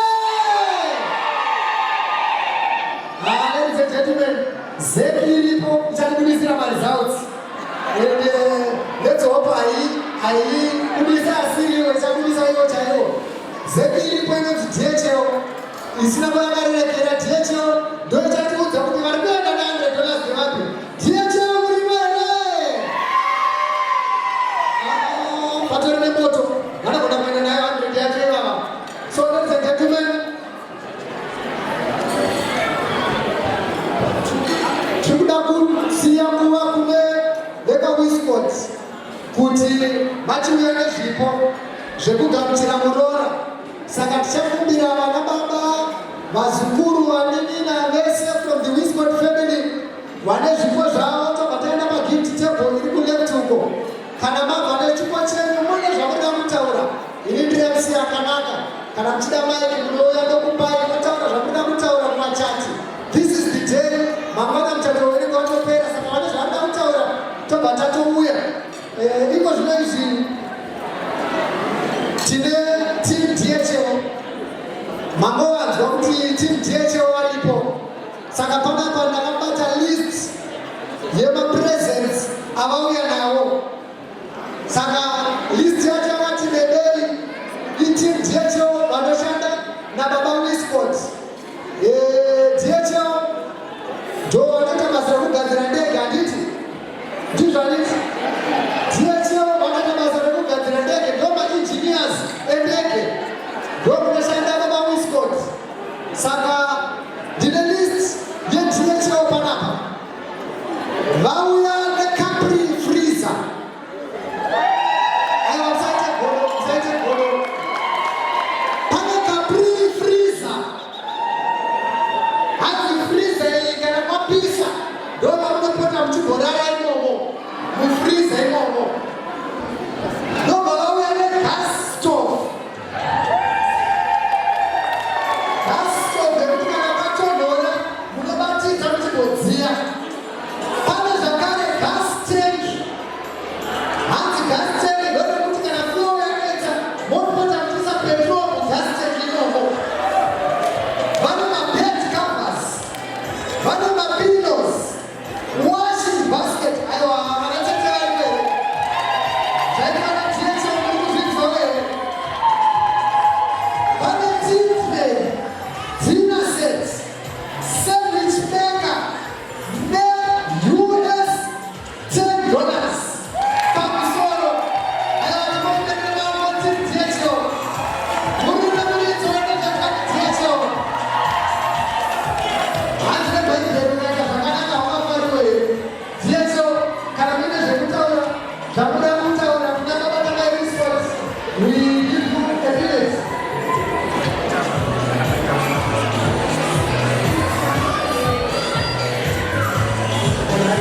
Saka ndiri kuudzwa kuti zvataurwa nemaengineers veku-DHL, hanzi vati tiri kuda $10 zedu.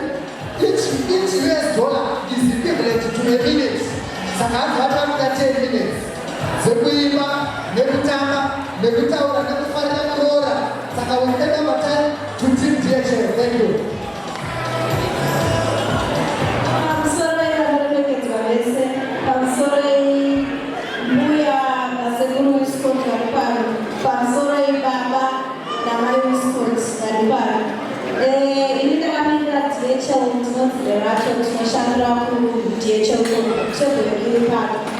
Hatina hedu zvakawanda, tikangoti Kudzi naShamiri vatijoine, pane zvatingangoshedzera zvatambojairawo kwatinoshandirawo. Fire up! Ready to go! Fire up! Ready to go! Ready to go! Fire up! That's what we do at work. And kwamuri tinoti mumba imomo ndo slogan yatinoda kunzwa iyoyo. Vanhu vachidanana. Ini hangu ukauya ukati nhasi ndanonoka kubasa bhonzi namai ndokiswa mbichana. Aiwa, no problem. Malaikasi. Maoko muDHL. Fire up! Fire up! Ready to go! Ndo nekubasa kwedu kuDHL. Mama achitaura vanhu ndobosa. Saka manzwa acho kuti hanzi ukanonoka ukataura kuti nati chingotamba namadhamu. Hapana problem hauchati. Saka mama anati chakunonokei ndokuvange kuchingotamba namadhamu. Thank you boss. Saka tinoda kutenda zvikuru. Tirikupfuurira mberi. Tinoda kusiya kuva kune vekwa-Wiscott. We are time yedu yatifambei. Saka vekwa-Wiscott vese neukuru hwedu kubva kuna baba tichidzika takadaro tirikupai time inoyi tobva tapati kasikei tobva tauya vekwamunashe tichigadzirira tobva tazosiya kuhamba neshamwari nechechi. Saka iko zvinezvi tiri kusiya kuva kune representative yekumhuri yekwa-Wiscott.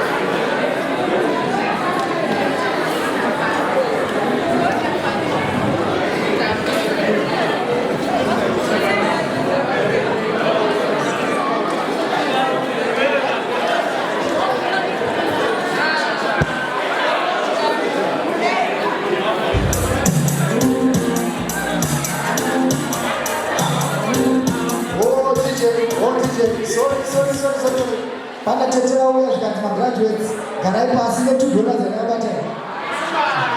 $2 anayabata kana matete magraduates garai pasi.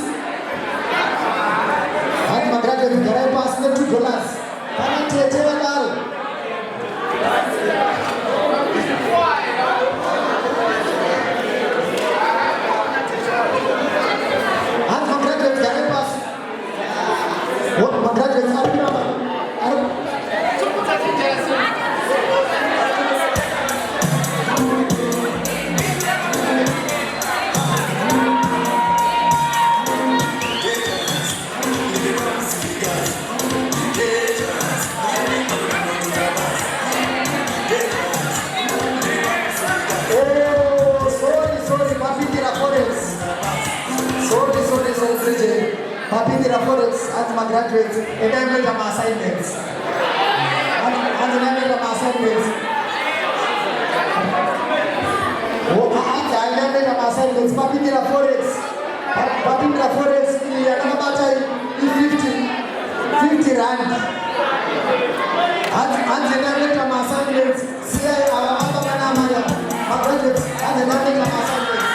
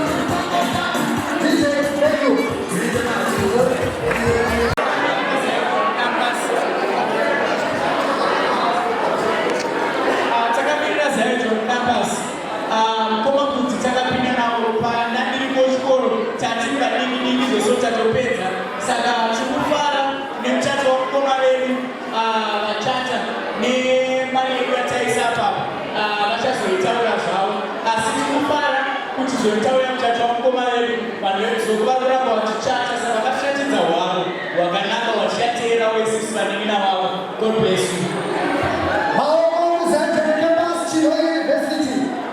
Right. Baba Wiscott, Baba Uya. Vanaona zaidi Baba Wiscott, zvinoda kuti vataureka. Saka ndakuudzira nguva yese Baba Wiscott. Muri nemwidzo zvisiyana naBaba.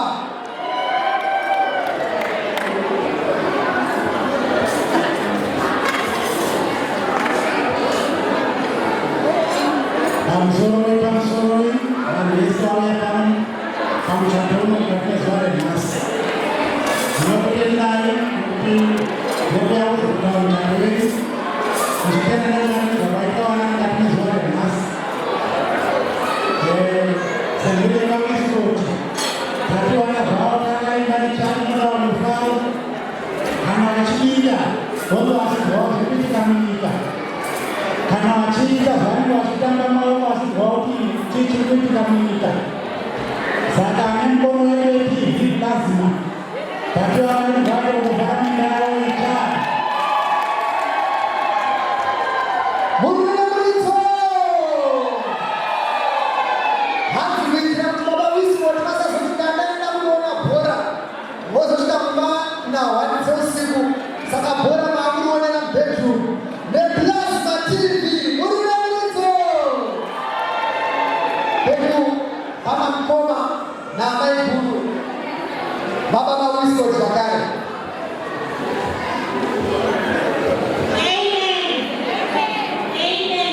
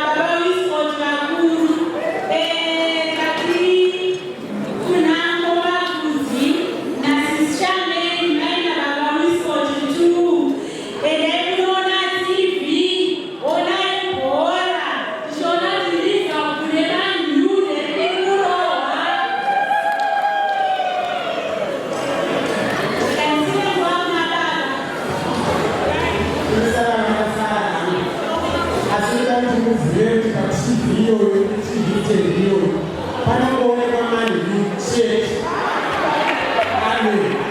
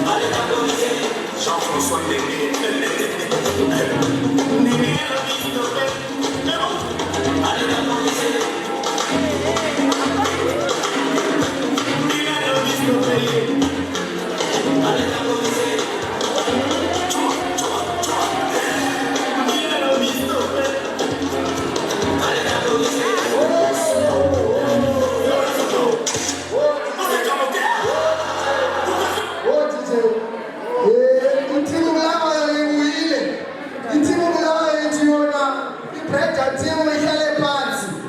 Thina timu lawo esifuna ukugida lapha. So abantu bonke ababulawayo ngozani. Hayi brother timu ngeke bazama. Brother timu ngeke bazama. Mamma ngeke bazama.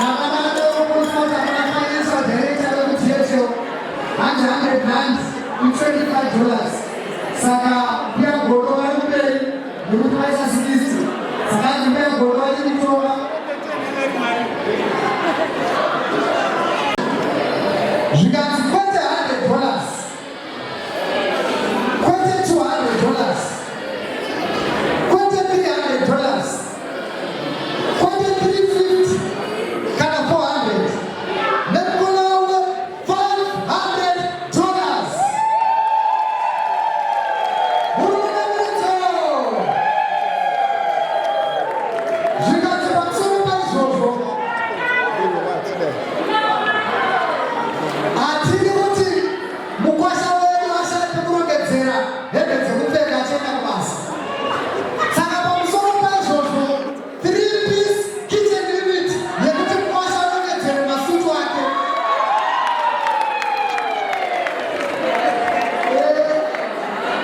Pananochitambisa type yekitchen unit yacho inorongedzerwa masutu inonzi metallic kitchen unit. Inonzi metallic kitchen unit. Zvichireva kuti baba vakaUSCOT vanogona kuisira vana vavo, vana vavo voisira vana vavo, vana vavo voisira vana vavo, vana vavo vozoisira vana vavo. 3-piece metallic kitchen unit. Murinamidzo. Saka ngatingovasira muva vataure zviri pamoyo pavo. Vakanamai vataure mashoko kuwanasikana. DJ. Mufaro wedu muzhinji zuva ranhasi kuti mwanasikana wedu waita zvakanaka. Hatidadisa Shameni.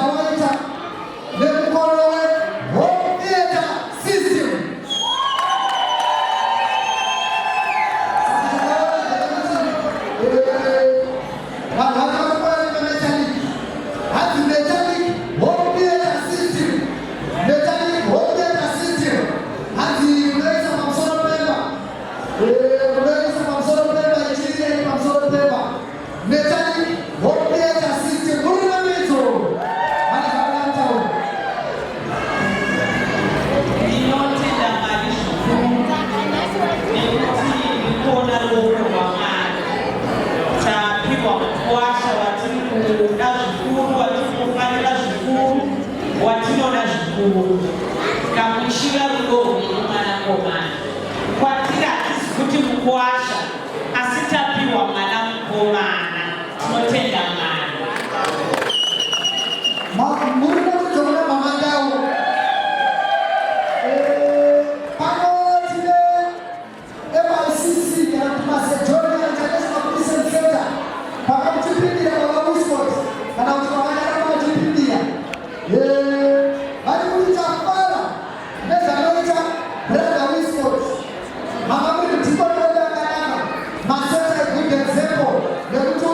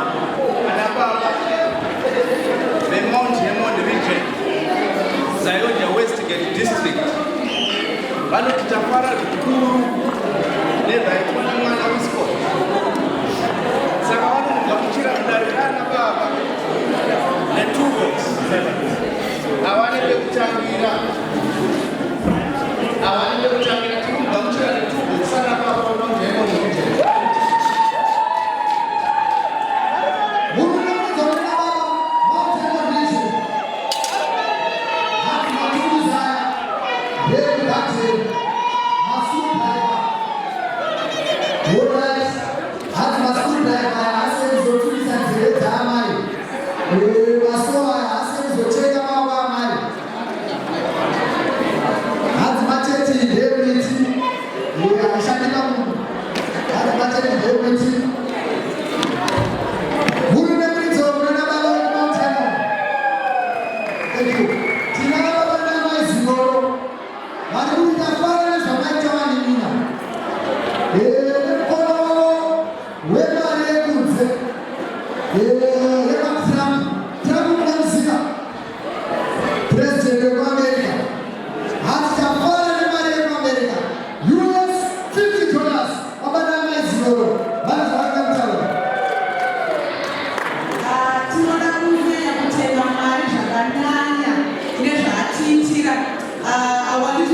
sister is gone. Mario Anakashua. It seems just only yesterday, but I told Katinzi, we have a new baby. Asimara no Shamisa, Nasa to buy biscuit. So DJ, Ubotili also me, Yaya, to the Botama, the sisters of the brides.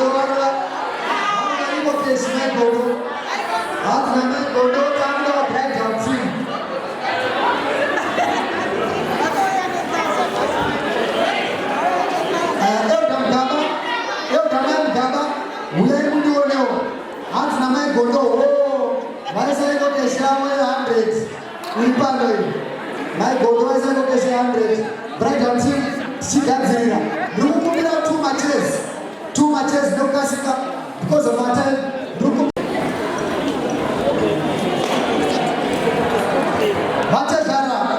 Mr. Munashe, Zikatidafara, Mezawaita Manaskana.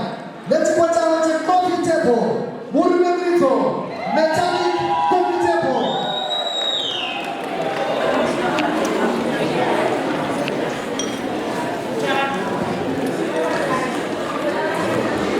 Today, what is Mr. and Mrs. Munashe, Zikati 200 South African rands plus $20 Babana Mai Munashe, Muruna Merito.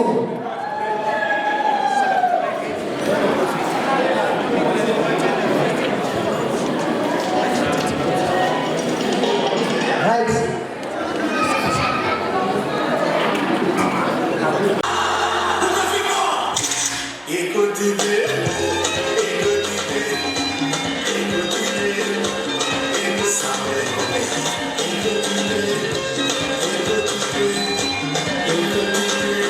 Thank you.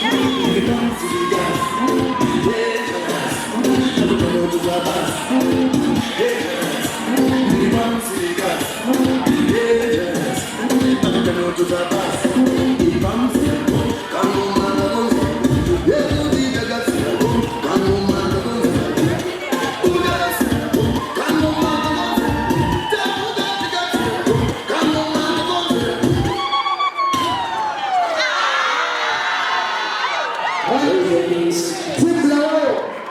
Hadi team Blawayo. Bila misalnya team Blawayo.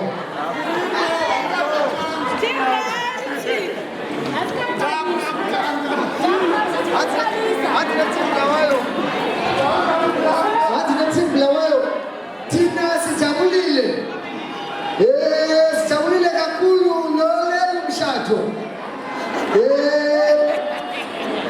Nechipwa chavo cha $697 plus $10. Saka $707.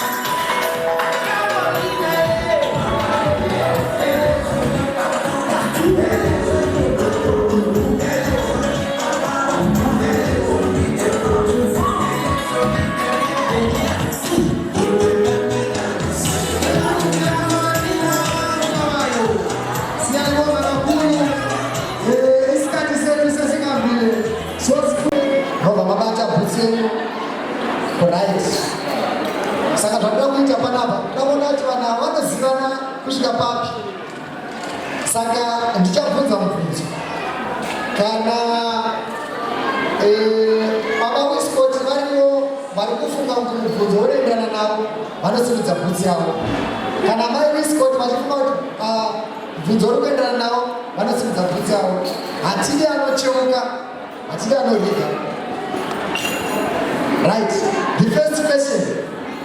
Ndiani anobata nguva pakati penu? Who is more time conscious? Anoti tikakangati ngatisangane na 6 anosvika na 6.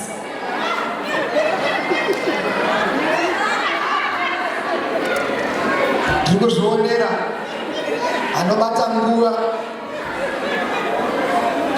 Ndiani pakati penu? Who is the first to apologize? Kana musina kuwirirana ndanataka kuti sorry.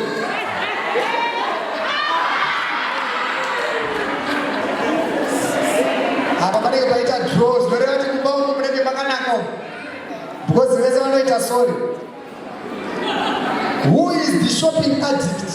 Anoti akapinda mushopu anotenga nezvamamusina kubhadheta ndiani?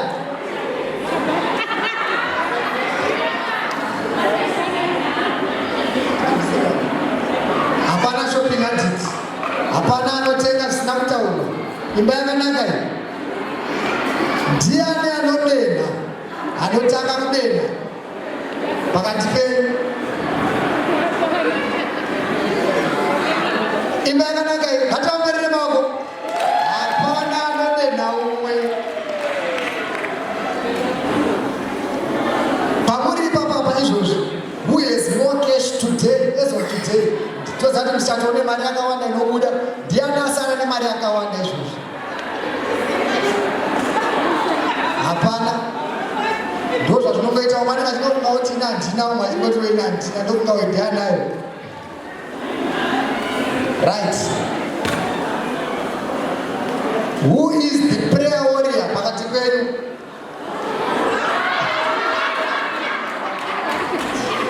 Imba yakanaka iyi vese vanonamata. They are all prayer warriors. Haya ngativaperere maoko. Then last but not least, who is the best dancer? Anotamba kupfuura umwe. Right. Saka nemari yasekuru nyakupinda iya yavati munhu wese kutamba tinakuona kuti ndiani achatamba kupfuura umwe. Saka akanga akedu tese pamwe chete nababa namai Wiscott tinakuona kuti who is the best dancer on the dance floor. Mari yasekuru nyakupinda munhu wese padance floor. DJ simudza.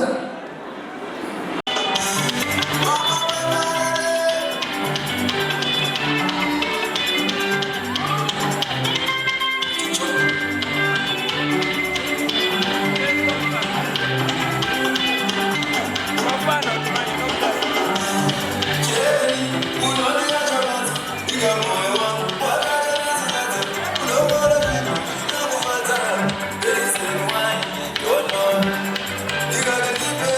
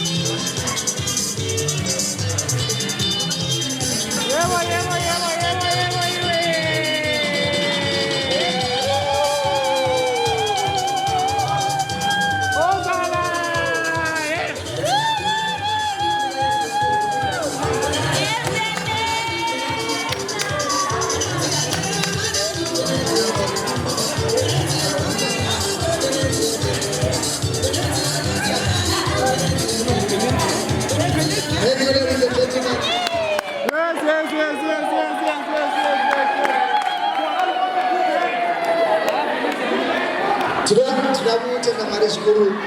Mufaro uri kupfuurira mberi. Tinokusiya nguva kuna Elder Chiromo for vote of thanks.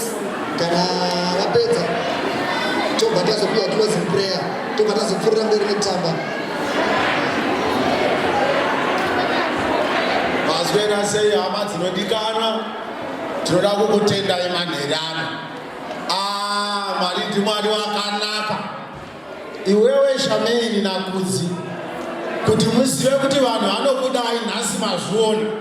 Saka tinoda kukutendai hama dzangu, vabva kwaBulawayo, vabva muno muHarare, hama neshamwari dzabva kwakasiyana siyana. Tinoda kukutendai nokubatirana nesu pamwe chete nevana vedu ava vaviri ava vasvika pasvitsa yavo pazuva ranhasi. Mwari wokudenga akukomborerei, akuwanirei nyasha kufambe zvakanaka mumugwagwa kudzokera kudzimba. Tinoda kukutendai nechiitiko chakanaka. Tiri kufara, mafotographers vose anga ari pakati pedu, vanga vachitipa zvekudya, vanga vachitirongera zvose zvataona pano. Mwari wokudenga ngaakuwanirei nyasha, akuitirei zvakanaka, asakusiyei. Musazviitire vekwaMunashe kana kuti vekwaWestcott chete, muzviitire dzimwe hama dzose. Tatenda zvikuru Mwari akuitirei zvakanaka. Muzita raJesu Kristu, amen. Haleluya. Regaiwo ndikumbire hama yangu iuye izovharawo nemunamato ichitiendesa kudzimba. Tisimudze maoko tiri patiri ipapo, tiisirwe ngoni nenyasha nevakuru vesvondo. Ngatinamatei. Baba, muzita raJesu tinokutendai nokuda kwemuchato watatinawo. Tinokutendai Baba nokuda kwevana vachata. Tinokutendai Baba nezita raJesu nemufaro watatinawo zvetawa kuenda. Baba, tinokutendai nekuchengetedzwa. Tinotaura rugare, nyasha dzichiwedzerwa mukati meupenyu hwedu, kuti pese petwa tizofunga kunaka kwenyu Baba nezita raJesu. Tinokutendai, tinokuti Mwari Baba muri mutsvene, muri Mwari wakatinakira mukati meupenyu hwedu. Tinotaura ropa raJesu pane zvose zvichaita kubva pari zvino kudzamara muchato uchipera. Baba, tinokutendai vanhu uchafamba. Tinotaura nyasha dzenyu kuchengetedzwa mumugwagwa nezita raJesu. Tinokutendai, tinokupai mberi muzita raJesu, amen.